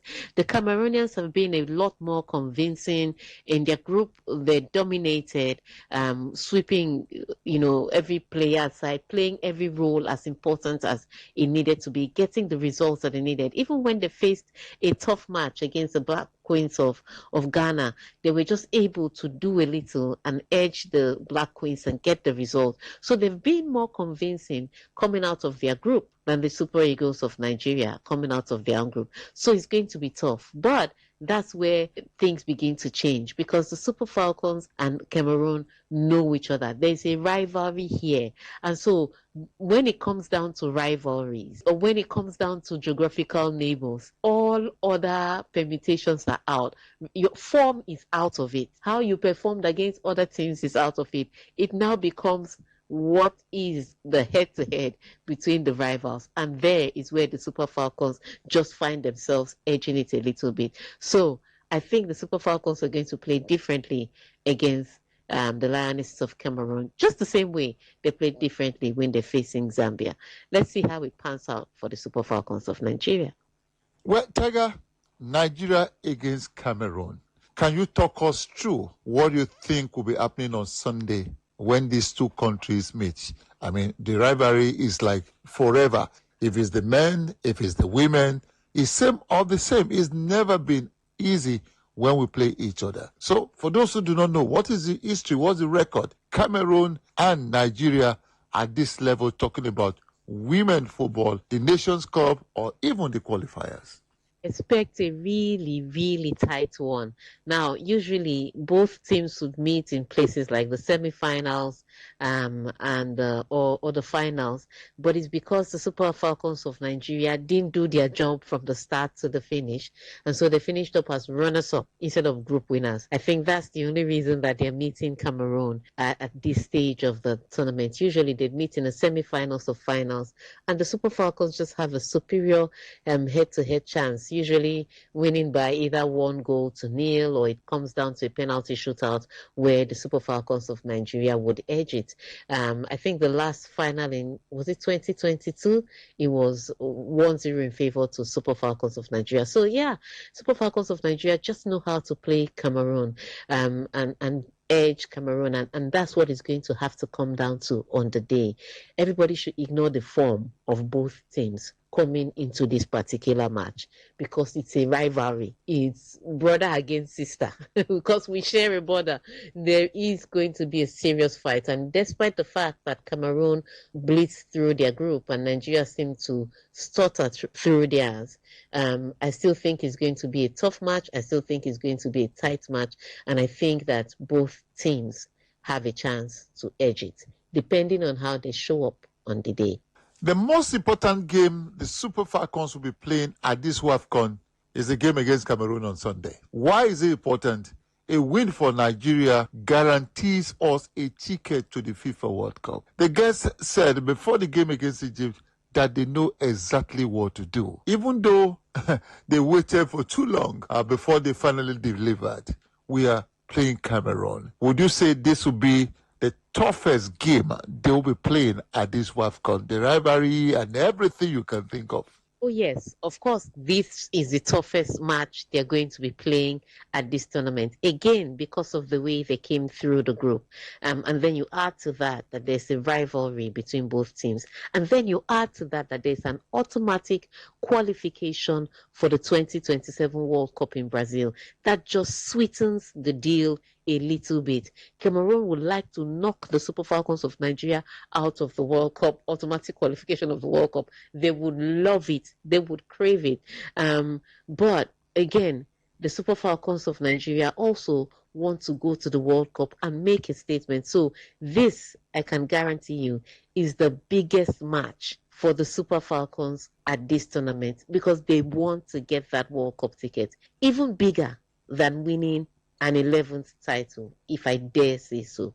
Tega, I know you can't wait to see the Super Falcons bring their A game to this tournament. And this A game has to start with a game against Cameroon. As a collective, this team has not done very well. I will take the result anytime, any day, in place of a good performance. I mean, it's a tournament you don't need to play very well, but you get the results, and of course, you might become champion, but it doesn't always pan out that way. Are you seeing a Super Falcons team that the mere fact that they're playing Cameroon could be a motivating factor for us to see the best of these girls that we know what they can do? I think you've said it the best way possible. It's a tournament, and playing the most brilliant football sometimes doesn't get you what you need.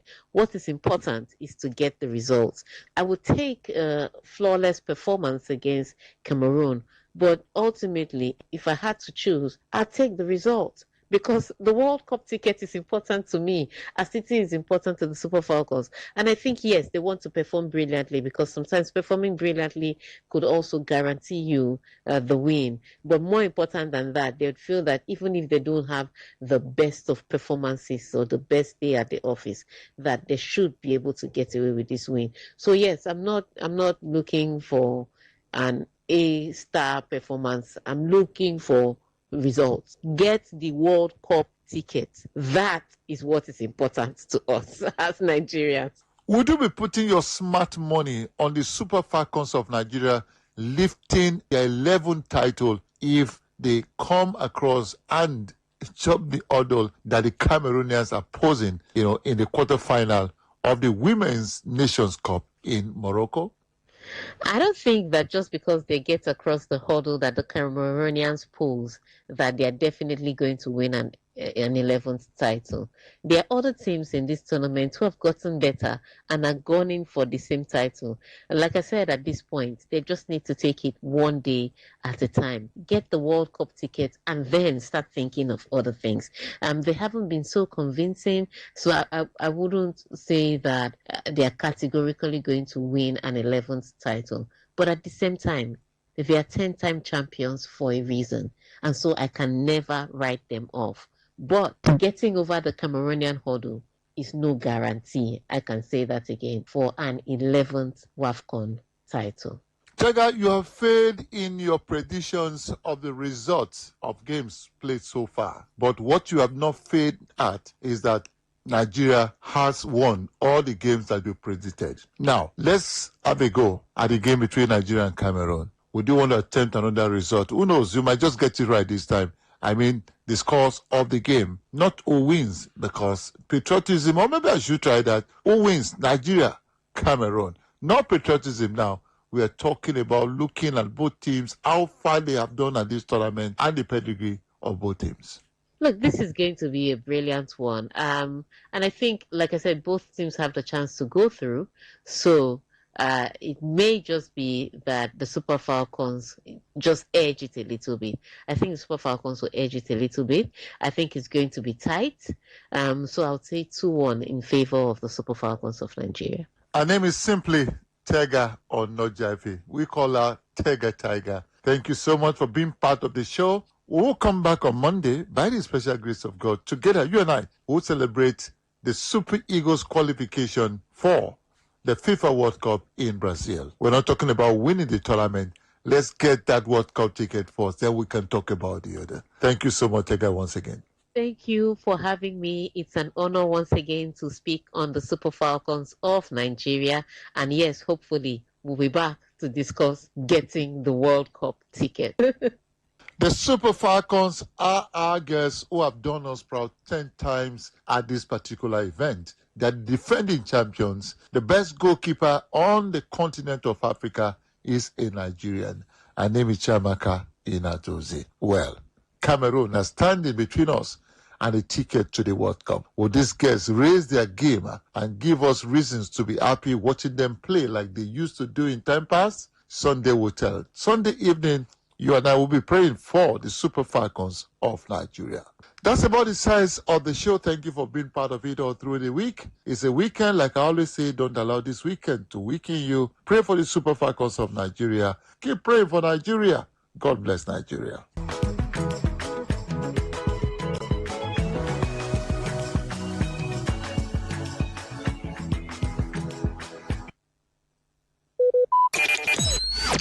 Talk radio. I listen to a lot of talk radio. 95.1 FM.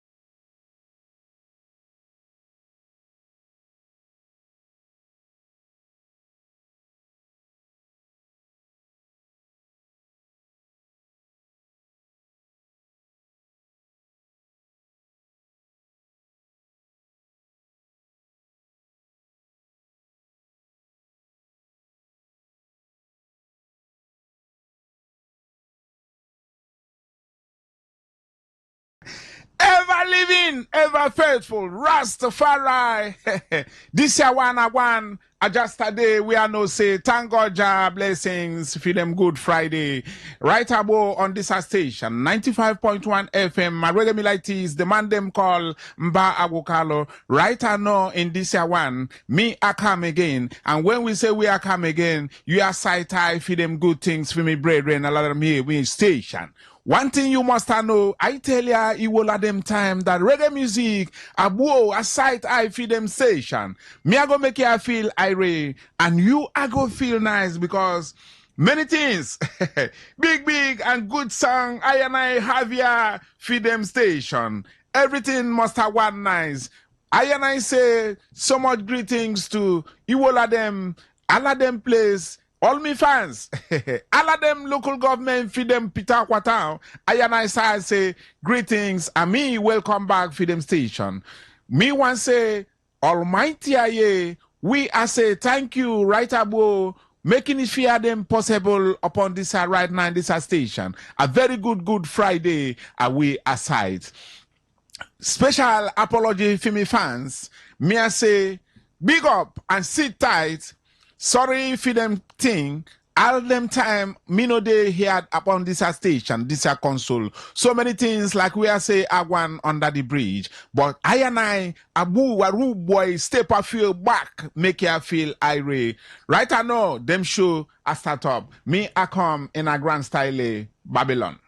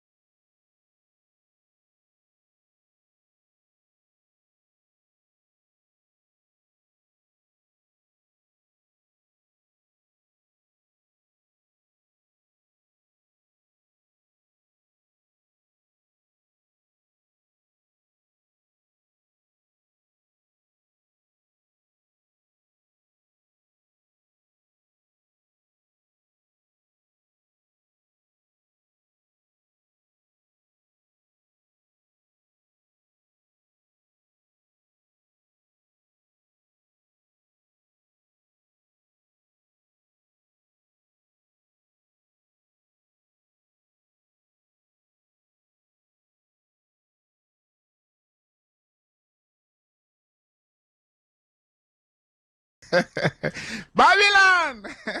Rastafari, ever living Fimi Station, ever living on Reggae Milites, and we must stay fast upon this show. Me, I want to say special thanks to me friends, followers upon Facebook, and the man me a site here, the man them call Abraham McPeple, Shuski Munyanya. That wanna be the chairman of Elekahia All Stars. Me say thank you. I and I site here feeding program. Job blessings. The man them call Possible. Return above via the station. The man them call Kenneth Wogu. I and I site Unufia them feed them Facebook. Me I tell you that today program I come in a staunch for me brethren. Everything must have come in a quantum. This year one, the man them call culture. Look how you chaka and red and mash up. You know give me where the Rasta man say you not be snip no cocaine down there. You know give me where the Rasta man say you not be snip no cocaine down there. The cocaine I get them all.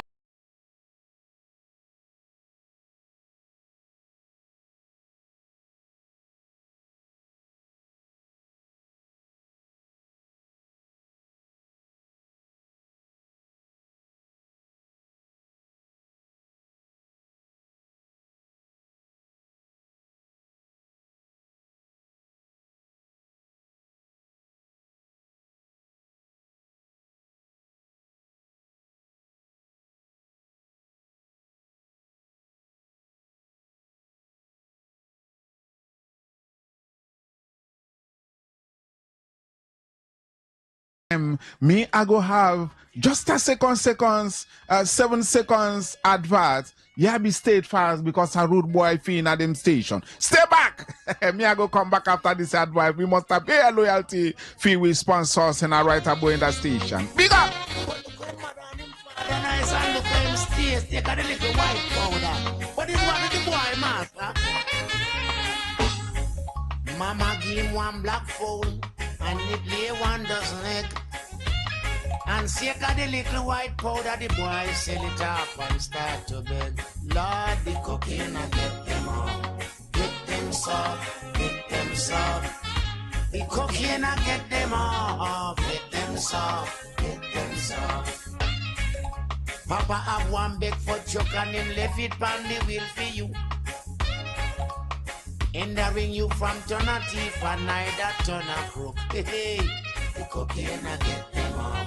Get them soft, get them soft.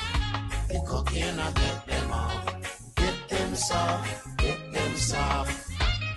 Mama walk through the water and try to send you to school. So you can learn the golden rule, and when you take a sack, you get back a school a rude. Because the cocaine I get them off. Get them soft, get them soft. The cocaine I get them off.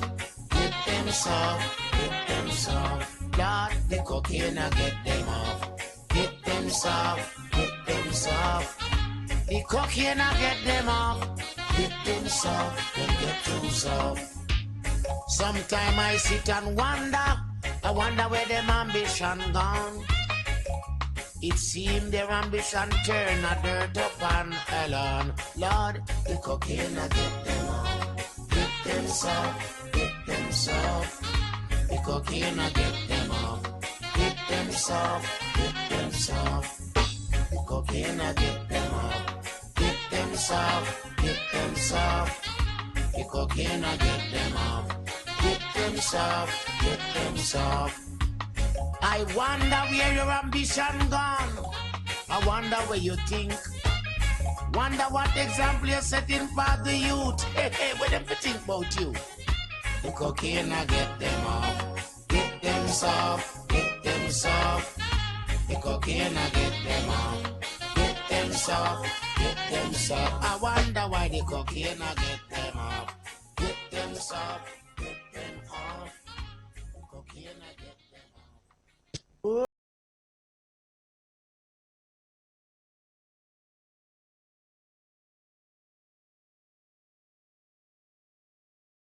Talk radio. I listen to a lot of talk radio.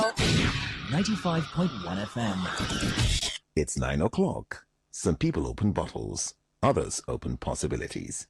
Open for more with Guinness. Talk radio. I listen to a lot of talk radio.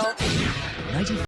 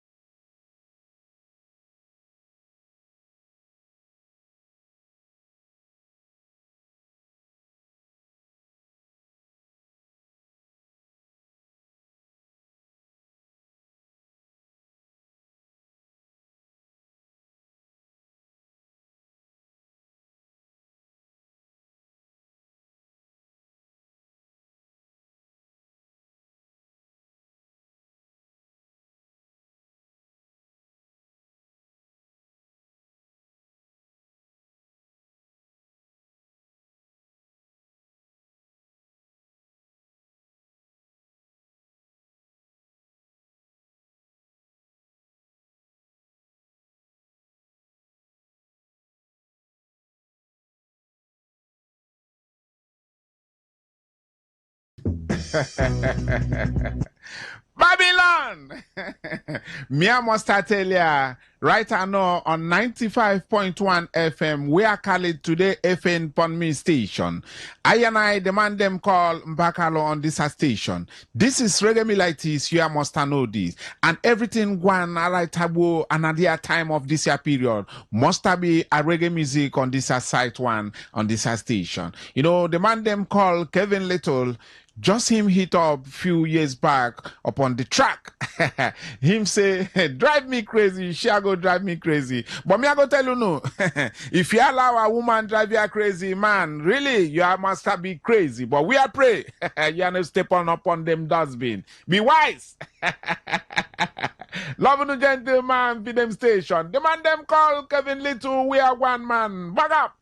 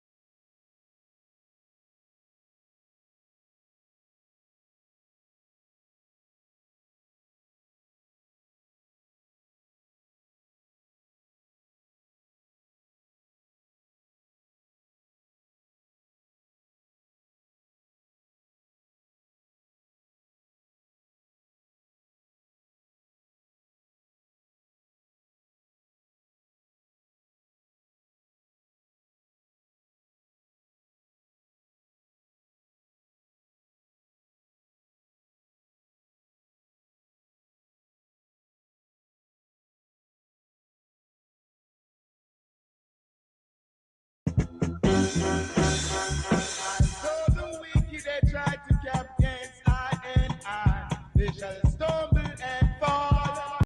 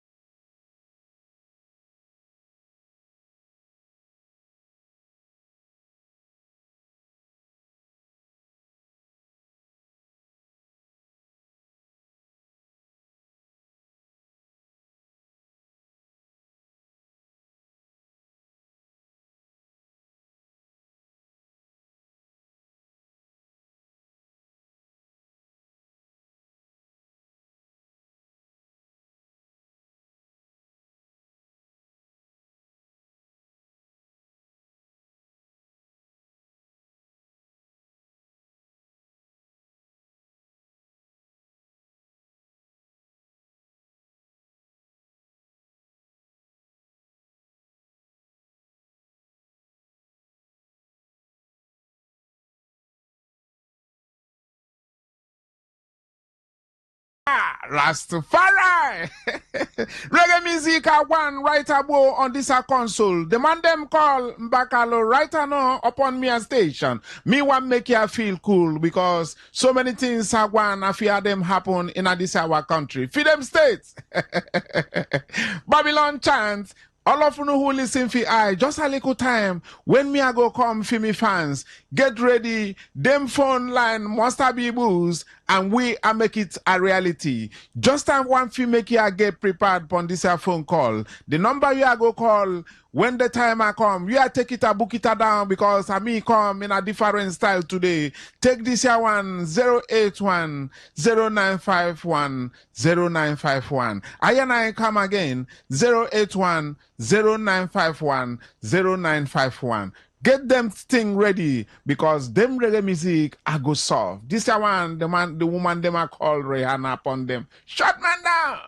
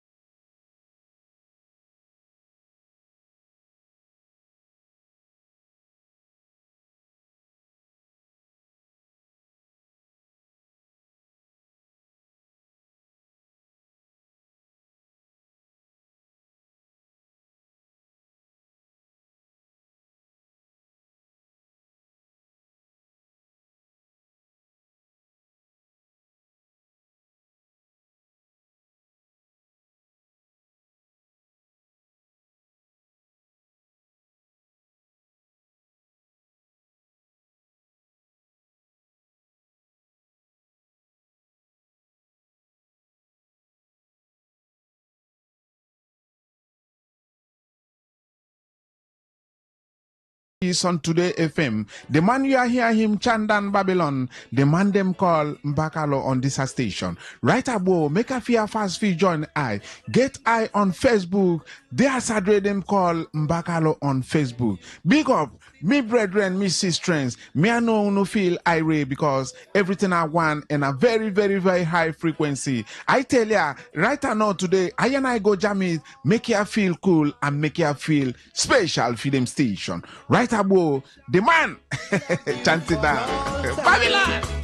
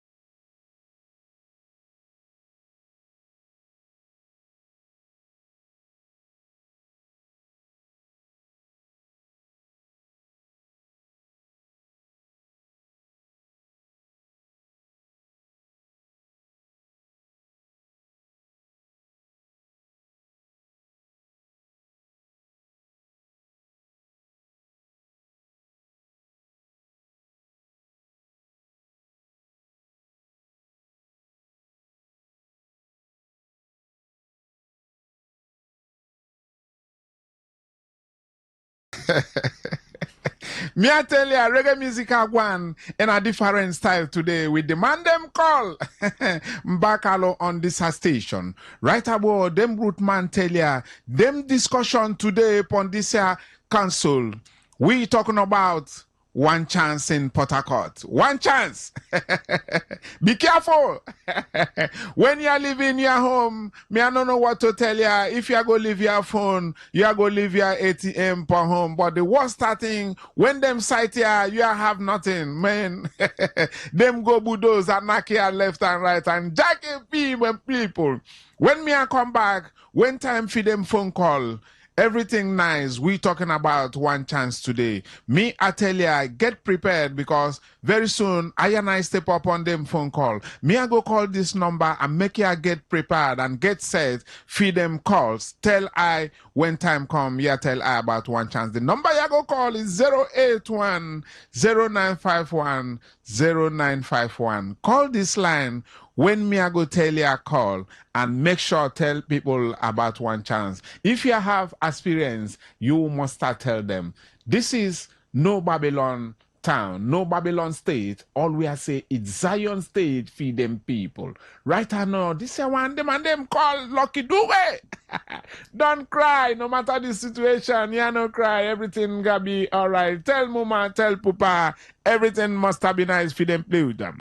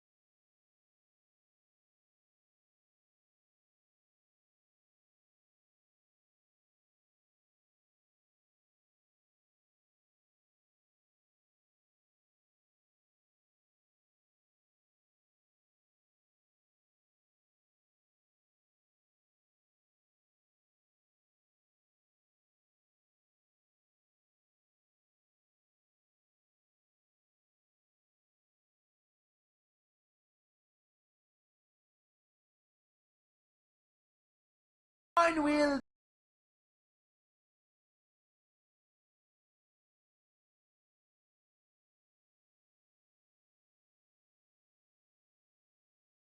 Yes, I.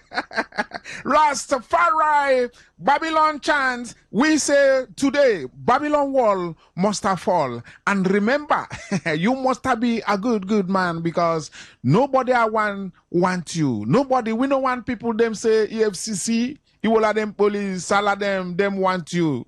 We don't want that. All we want is peace, and we don't want no segregation upon this here nation. Be a good man. Jago bless you and make you feel irate. This I wanna come from the man them call Raskimono. Him say Akimono at them want. We don't know. We go find out what the man do on them place. Right above, we jam it.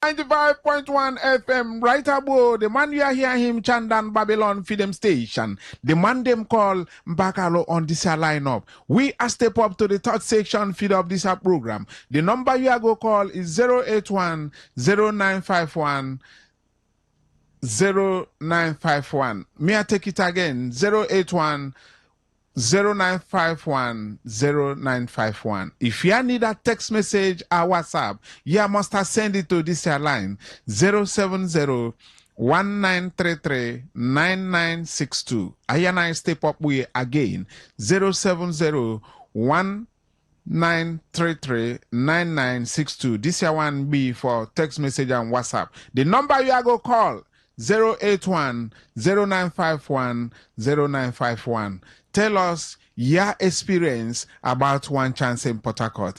Tell I what I go be done to stop one chance in Port Harcourt, especially Obrikwere Airport Road. Everywhere, them people they everywhere. People not working anything again. All of them do is one chance.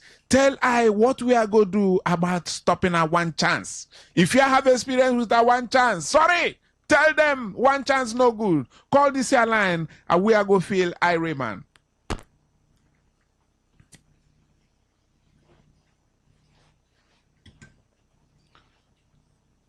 Who they on me line? Who that?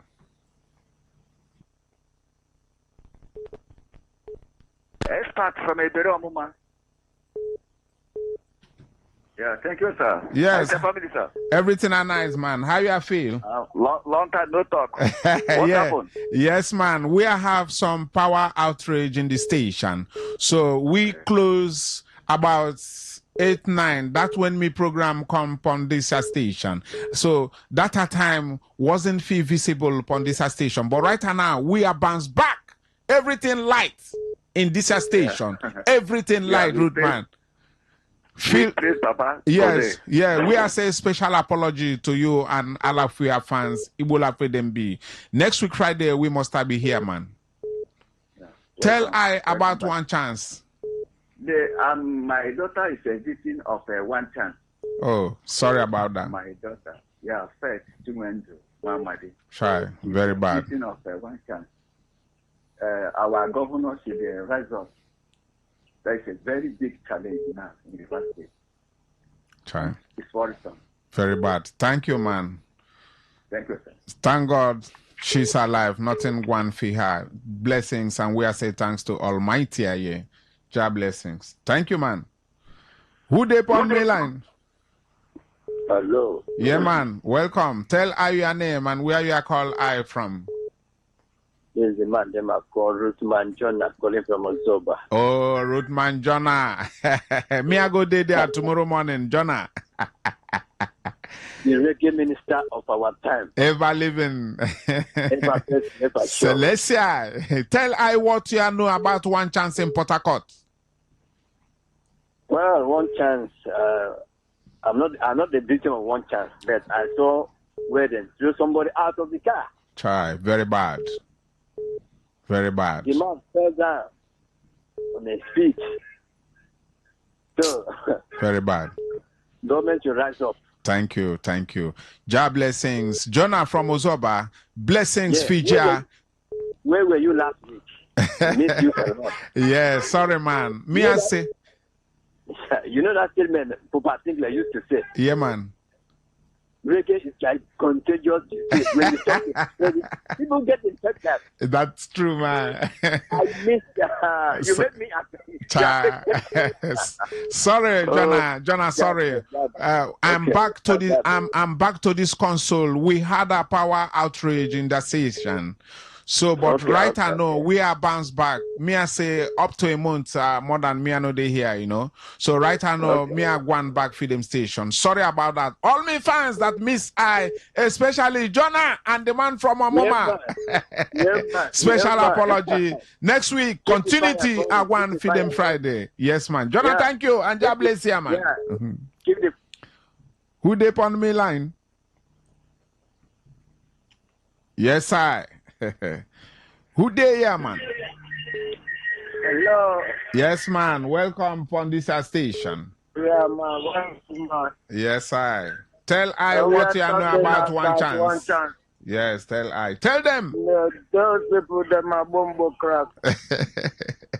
Yeah, man. Them are bad ones. Yes, I know that. Yeah, man. Come make you rise up and deal with this name, them. Thank you, man. Thank Yeah, you. who know? Yeah, man. Tell I your One name. love. Your name, where you call from. I'm a Justice. I'm calling from Ozoba. Oh, Justice. You and Jonah, neighbors. Yeah, man. One love, man. Yes, blessings for you. Your program nice, man. Thank you, man. God bless. Ever living man. Who they on me line? Yeah, Farah. Yes, I. Yeah, man. Body dumb. Body diggy bomb. The radio. I am The radio governor. Yes, I, man. Root man. Blessings. Blessings. More fire. Reggae governor, tell I about one chance in Port Harcourt. I one chance in Port Harcourt, man. They just set one person to give as example one. Yes, I don't like the pattern where they go carry this police when they're arrested. They just set one person as example. Beat the person thoroughly, man. Yes, man. So that he could serve as veteran to others. Yes, man. Thank you, Root man. You know, the letters spontan. Everywhere, me a sight and see everywhere. When you steal, them tell you to dance. Next week, we discuss about the thief, them dancing while thieving. Babylon! Who they on me line? Good boy. Welcome, God blessings. Tell I your name and where you are called from. My name is Hospital. Welcome. God blessings. Tell I about one chance. Yeah, good boy. One chance no good at all. One chance no good. The people are the people are they do evil things. They kill people. Exactly. They carry people's load and everything. That's Sometimes true. they throw people out of the car. Yeah, thank you. You know, this thing is too bad, man. Thank you. Too bad. Thank you. God Yes, blessings. government should do something about Yeah, it. man. Thank you, man. Who they on me line? Ever living faithful upon this station. You are. Good evening, sir. Evening. Welcome. God blessings. Thank you. This is Nelson from the Greater. Welcome, Nelson. Tell them about one chance, man. Thank you. One chance. The River State government have not taken any decisive action against our program to end it. The security agency have not really stepped up. Me, past police checkpoint, I wear face cap. I purposely bend my head. Whether they will check the vehicle, I sit beside the driver. The policeman stretch his hand, collect money, they go. They if me be one chance, I can operate freely. That's true. That's true. Let them be security conscious in a time like this. Thank you, It man. could be their father, it could be their mother, it could be their relation. Exactly. Not only we, you know. Exactly, man. Thank you. I remember one day, there's a police checkpoint. When you're coming from Arlo, there's a school called Jesus. There are police checkpoints that always stay there. A tinted car, Lexus car, tinted, was driving from East-West Road, enter through there. Want to enter through there. Yeah, man. You have few seconds. Make it fast, man. Big up. Okay. Instead of them, the driver wind down a little bit, bring that money. They collected and he zoom off. Tinted car. Thank you, man. God blessings. You know, one chance I coming about Freedom Station. You know, me I go tell ya, me have no more time. Next week, I must continue this year one chance. And remember, next week, we say that the things that are happen in everywhere is that when them get thief, them ask them thief to dance. You might be dancing Owigri, you are come dance P Square, you can dance anything. You can dance on half your war dance. They tell you to dance any music them play. We are going to discuss about when them cut a thief, them tell him to dance. And one chance, continue next week. Next week, Friday, must be one chance. Me I say special greetings to the man them called Landasini Hunwa, right about Inobo Ozoba. The Obiakpo All Stars Chairman Alexi Hekweme, special greetings. Me as in Tatobi Wosu, special greetings all the way. The woman, the mama, Mrs. Origi, all the way in Rumekini, Mrs. Professor Abraham Origi, blessings. We are say thank you, Mama, for listening. We are say thank you, Emma. All the way from Choba. Old boy at Grammar School. Mamadi, so much blessings. Me will be signing off on this station. The man you hear him right about Chandat Babylon a sign off the man them call Mbakalo on this station. I am back for them program. Next week, meet I. Blessings and Jagai. It's 10 o'clock. Sleep can wait. 1 million naira may not. Open for more with Guinness. Talk radio. I listen to a lot of talk radio.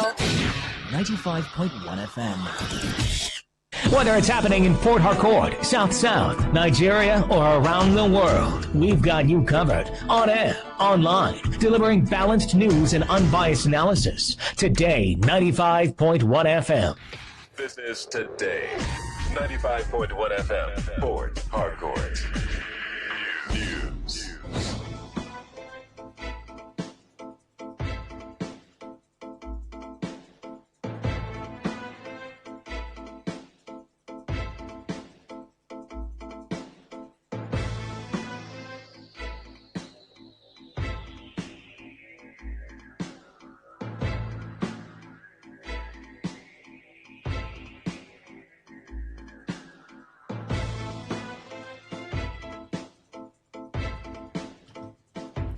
Good evening. This is the World News on your premium talk radio, Today 95.1 FM Port Harcourt.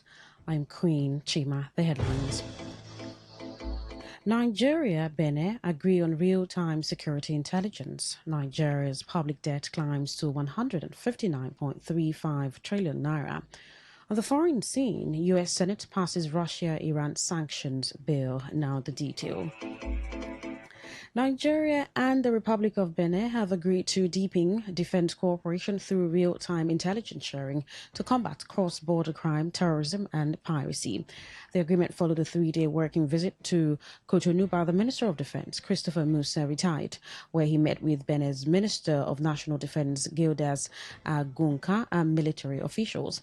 Both countries pledged to strengthen border security, improve intelligence sharing, and coordinate efforts to track and dismantle transnational criminal networks before attacks are carried out. Musa also reaffirmed Nigeria's zero-tolerance policy on terrorism and urged Benin to deny safe haven to extremist groups operating along their shared borders. Nigeria's total public debt has increased to 159.35 trillion naira as of the end of March 2026, according to the Debt Management Office. The latest figures show the debt rose by 9.96 trillion naira over 1 year, representing an increase of 6.67% compared with the same period in 2025. The report also indicates that while debt growth remained relatively stable between December and March in naira terms, the increase was more significant when measured in United States dollars. The Debt Management Office attributed part of the difference to changes in the exchange rate used to convert Nigeria's external debt into naira. The federal government has inaugurated the new governing board of the Rural Electrification Agency with a call for people-centered leadership. Minister of Power Joseph Tegba urged members to ensure that every policy directly improves the lives and livelihoods of Nigerians. The board, chaired by former Ekiti State Governor Ayodele Fayose, is expected to strengthen governance, transparency and accountability within the agency. The minister also described rural electrification projects, including mini-grids and solar home systems, as key investments in economic inclusion and human capital development. The National Youth Service Corps has dismissed as fake a viral notice claiming that a special redeployment window has been opened for Corps members. The scheme issued the clarification on its verified X account after the notice circulated widely on social media.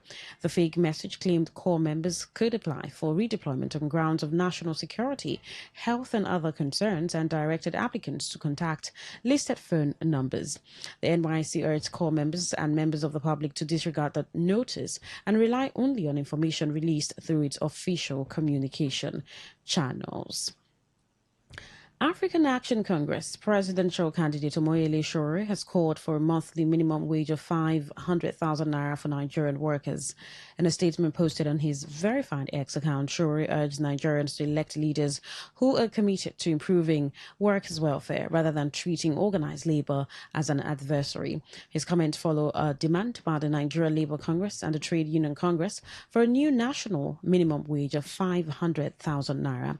The two labor unions made the proposal during the Nigeria Rights of Workers Summit held in Benin, Kebbi State. The House of Representatives Ad Hoc Committee investigating the alleged Presidential Foreign Intervention Promotion Council has questioned the Federal Road Safety Corps over its approval of 7 vehicle number plates for the organization. Committee Chairman Yusuf Gagdi said documents submitted by the group allegedly listed President Bola Tinubu and several top government officials as members of its governing board, a development he described as suspicious and one that should have prompted further verification.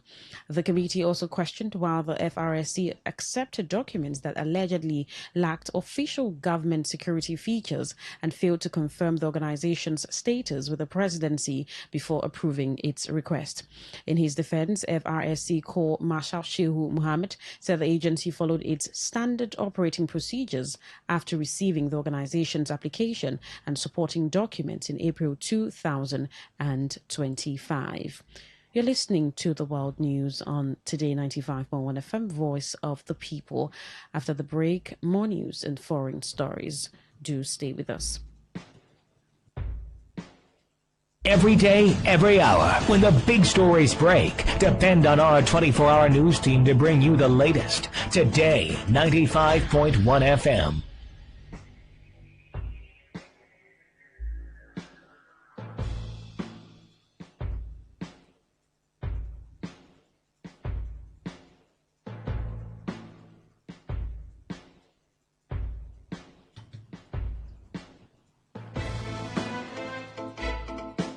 Thank you so much for staying. Now the rest of our stories.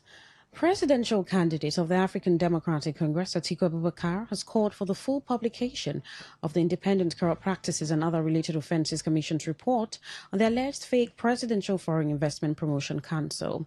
In a statement issued by his senior special assistant on public communication, Frank Shaibu, Atiku argued that the presidency could not rely on the commission's interim report as proof of innocence. The former vice president said the report allegedly pointed to negligence and possible connivance by public officials that allowed the alleged fake agency to operate within government structures. Atiku also urged the National Assembly to conduct a public investigation into the matter and broadcast the proceedings live, insisting the alleged fraud could not be treated as the actions of a lone individual. The National Association of Nigerian Students says some beneficiaries of the Nigerian Education Loan Fund reportedly received their June and July upkeep allowances twice. NAN's president, Akinteye Babatunde, attributed the duplicate payment to an alleged glitch involving the NIP payment platform. He advised affected students to keep the extra funds, suggesting the payment could be adjusted against future upkeep allowances. However, NELFund has yet to issue an official statement confirming the report duplicate payment or explaining whether beneficiaries will be required to refund the additional money. The governor of Rivers State, Siminalayi Fubara, has assured members of the National Youth Service Corps of his administration's commitment to the success of the scheme in the state. The governor stated this today at the NYC Permanent Orientation Camp, Nwa Gbantai local government area, during the swearing-in ceremony of 2026 Batch B Stream 2 orientation course.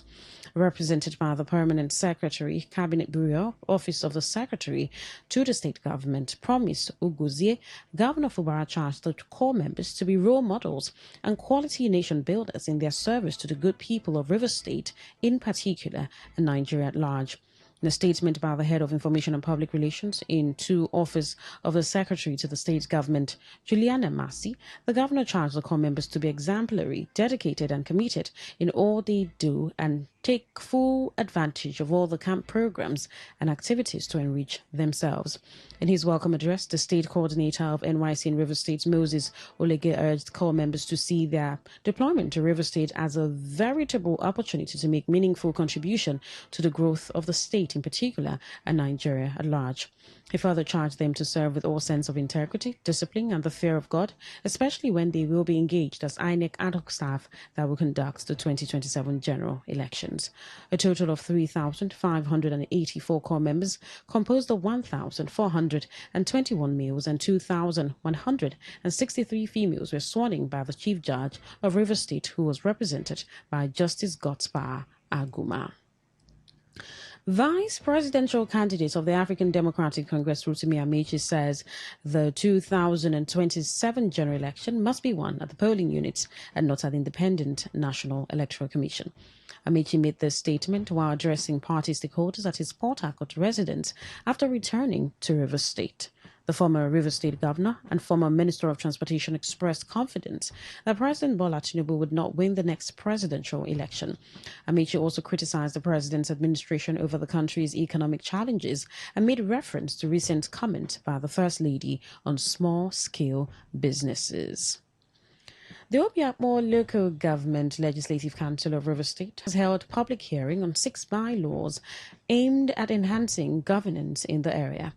The proposed bills are the Obiakpo Anti-Land Grabbing, Law for Occupation and Development Regulation Bill 2026, the Obiakpo Agency for Traffic Management Bill 2026, and the Obiakpo Tenement Rate Administration Bill 2026.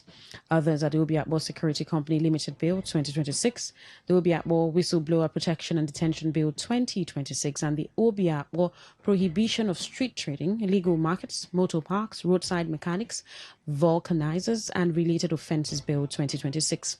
In his welcome address, the leader of Obiakpo Legislative Council, Rex Milai Abuchi Amadi, commended the presence of the stakeholders, which he said demonstrates commitment to democratic governance, citizens' participation, and the collective development of Obiakpo local government area.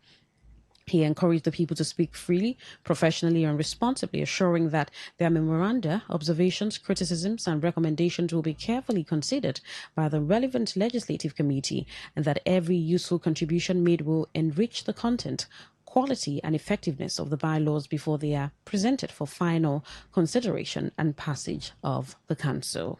Today demonstrates your commitment to democratic governance, citizens' participation, and collective development. The theme of today's public hearing is strengthening local governance, participatory lawmaking. That reflects the legislative councils on where we believe that effective legislation is best achieved through broad consultation with the people whom the laws are intended to serve.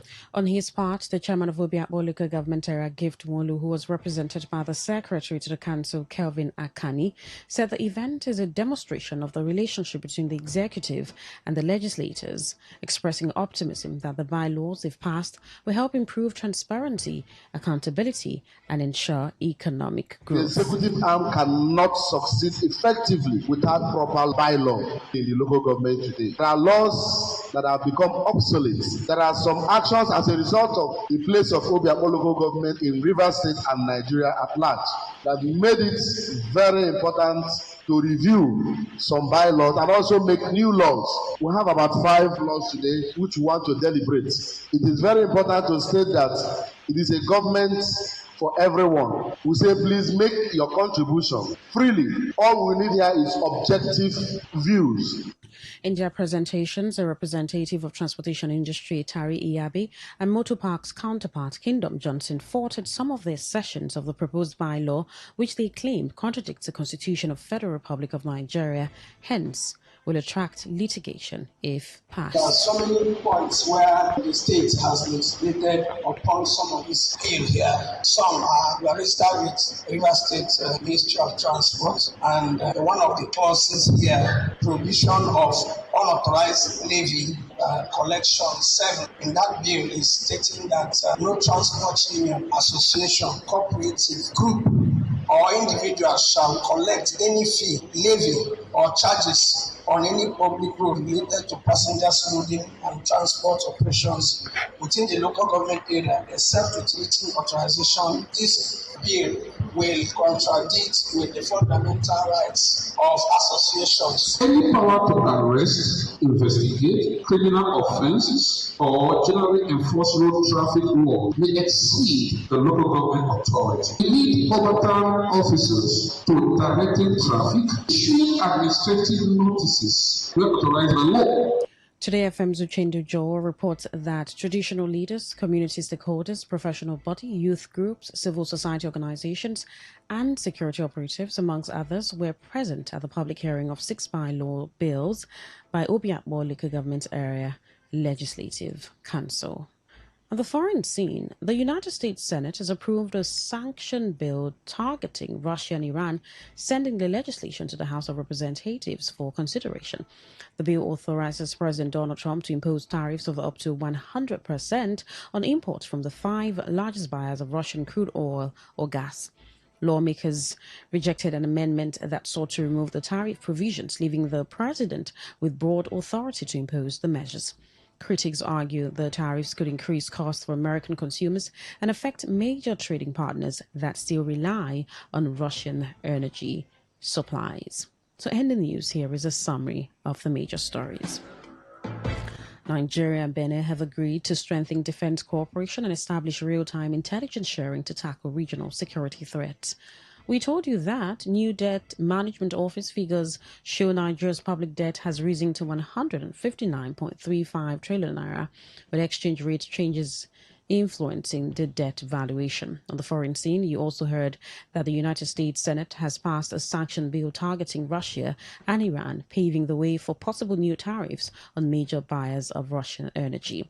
That was the news. It's edited by Priye Izogu. For comments and inquiries, please call 0818-389-2850. Send your emails to news@todayfmlive.com. You can read our stories on www.todayfmlive.com, Facebook at Today95.1fm, Instagram at TodayFM951, X at TodayFM951. You can also join our YouTube live, Today 95.1 FM. My name is Queen Chima. Thank you so much for listening. Good evening. Today's news, today's entertainment, today's sports, today's issues. Today on Today 95.1 FM, Port Harcourt. Talk radio. I listen to a lot of talk radio. 95.1 FM.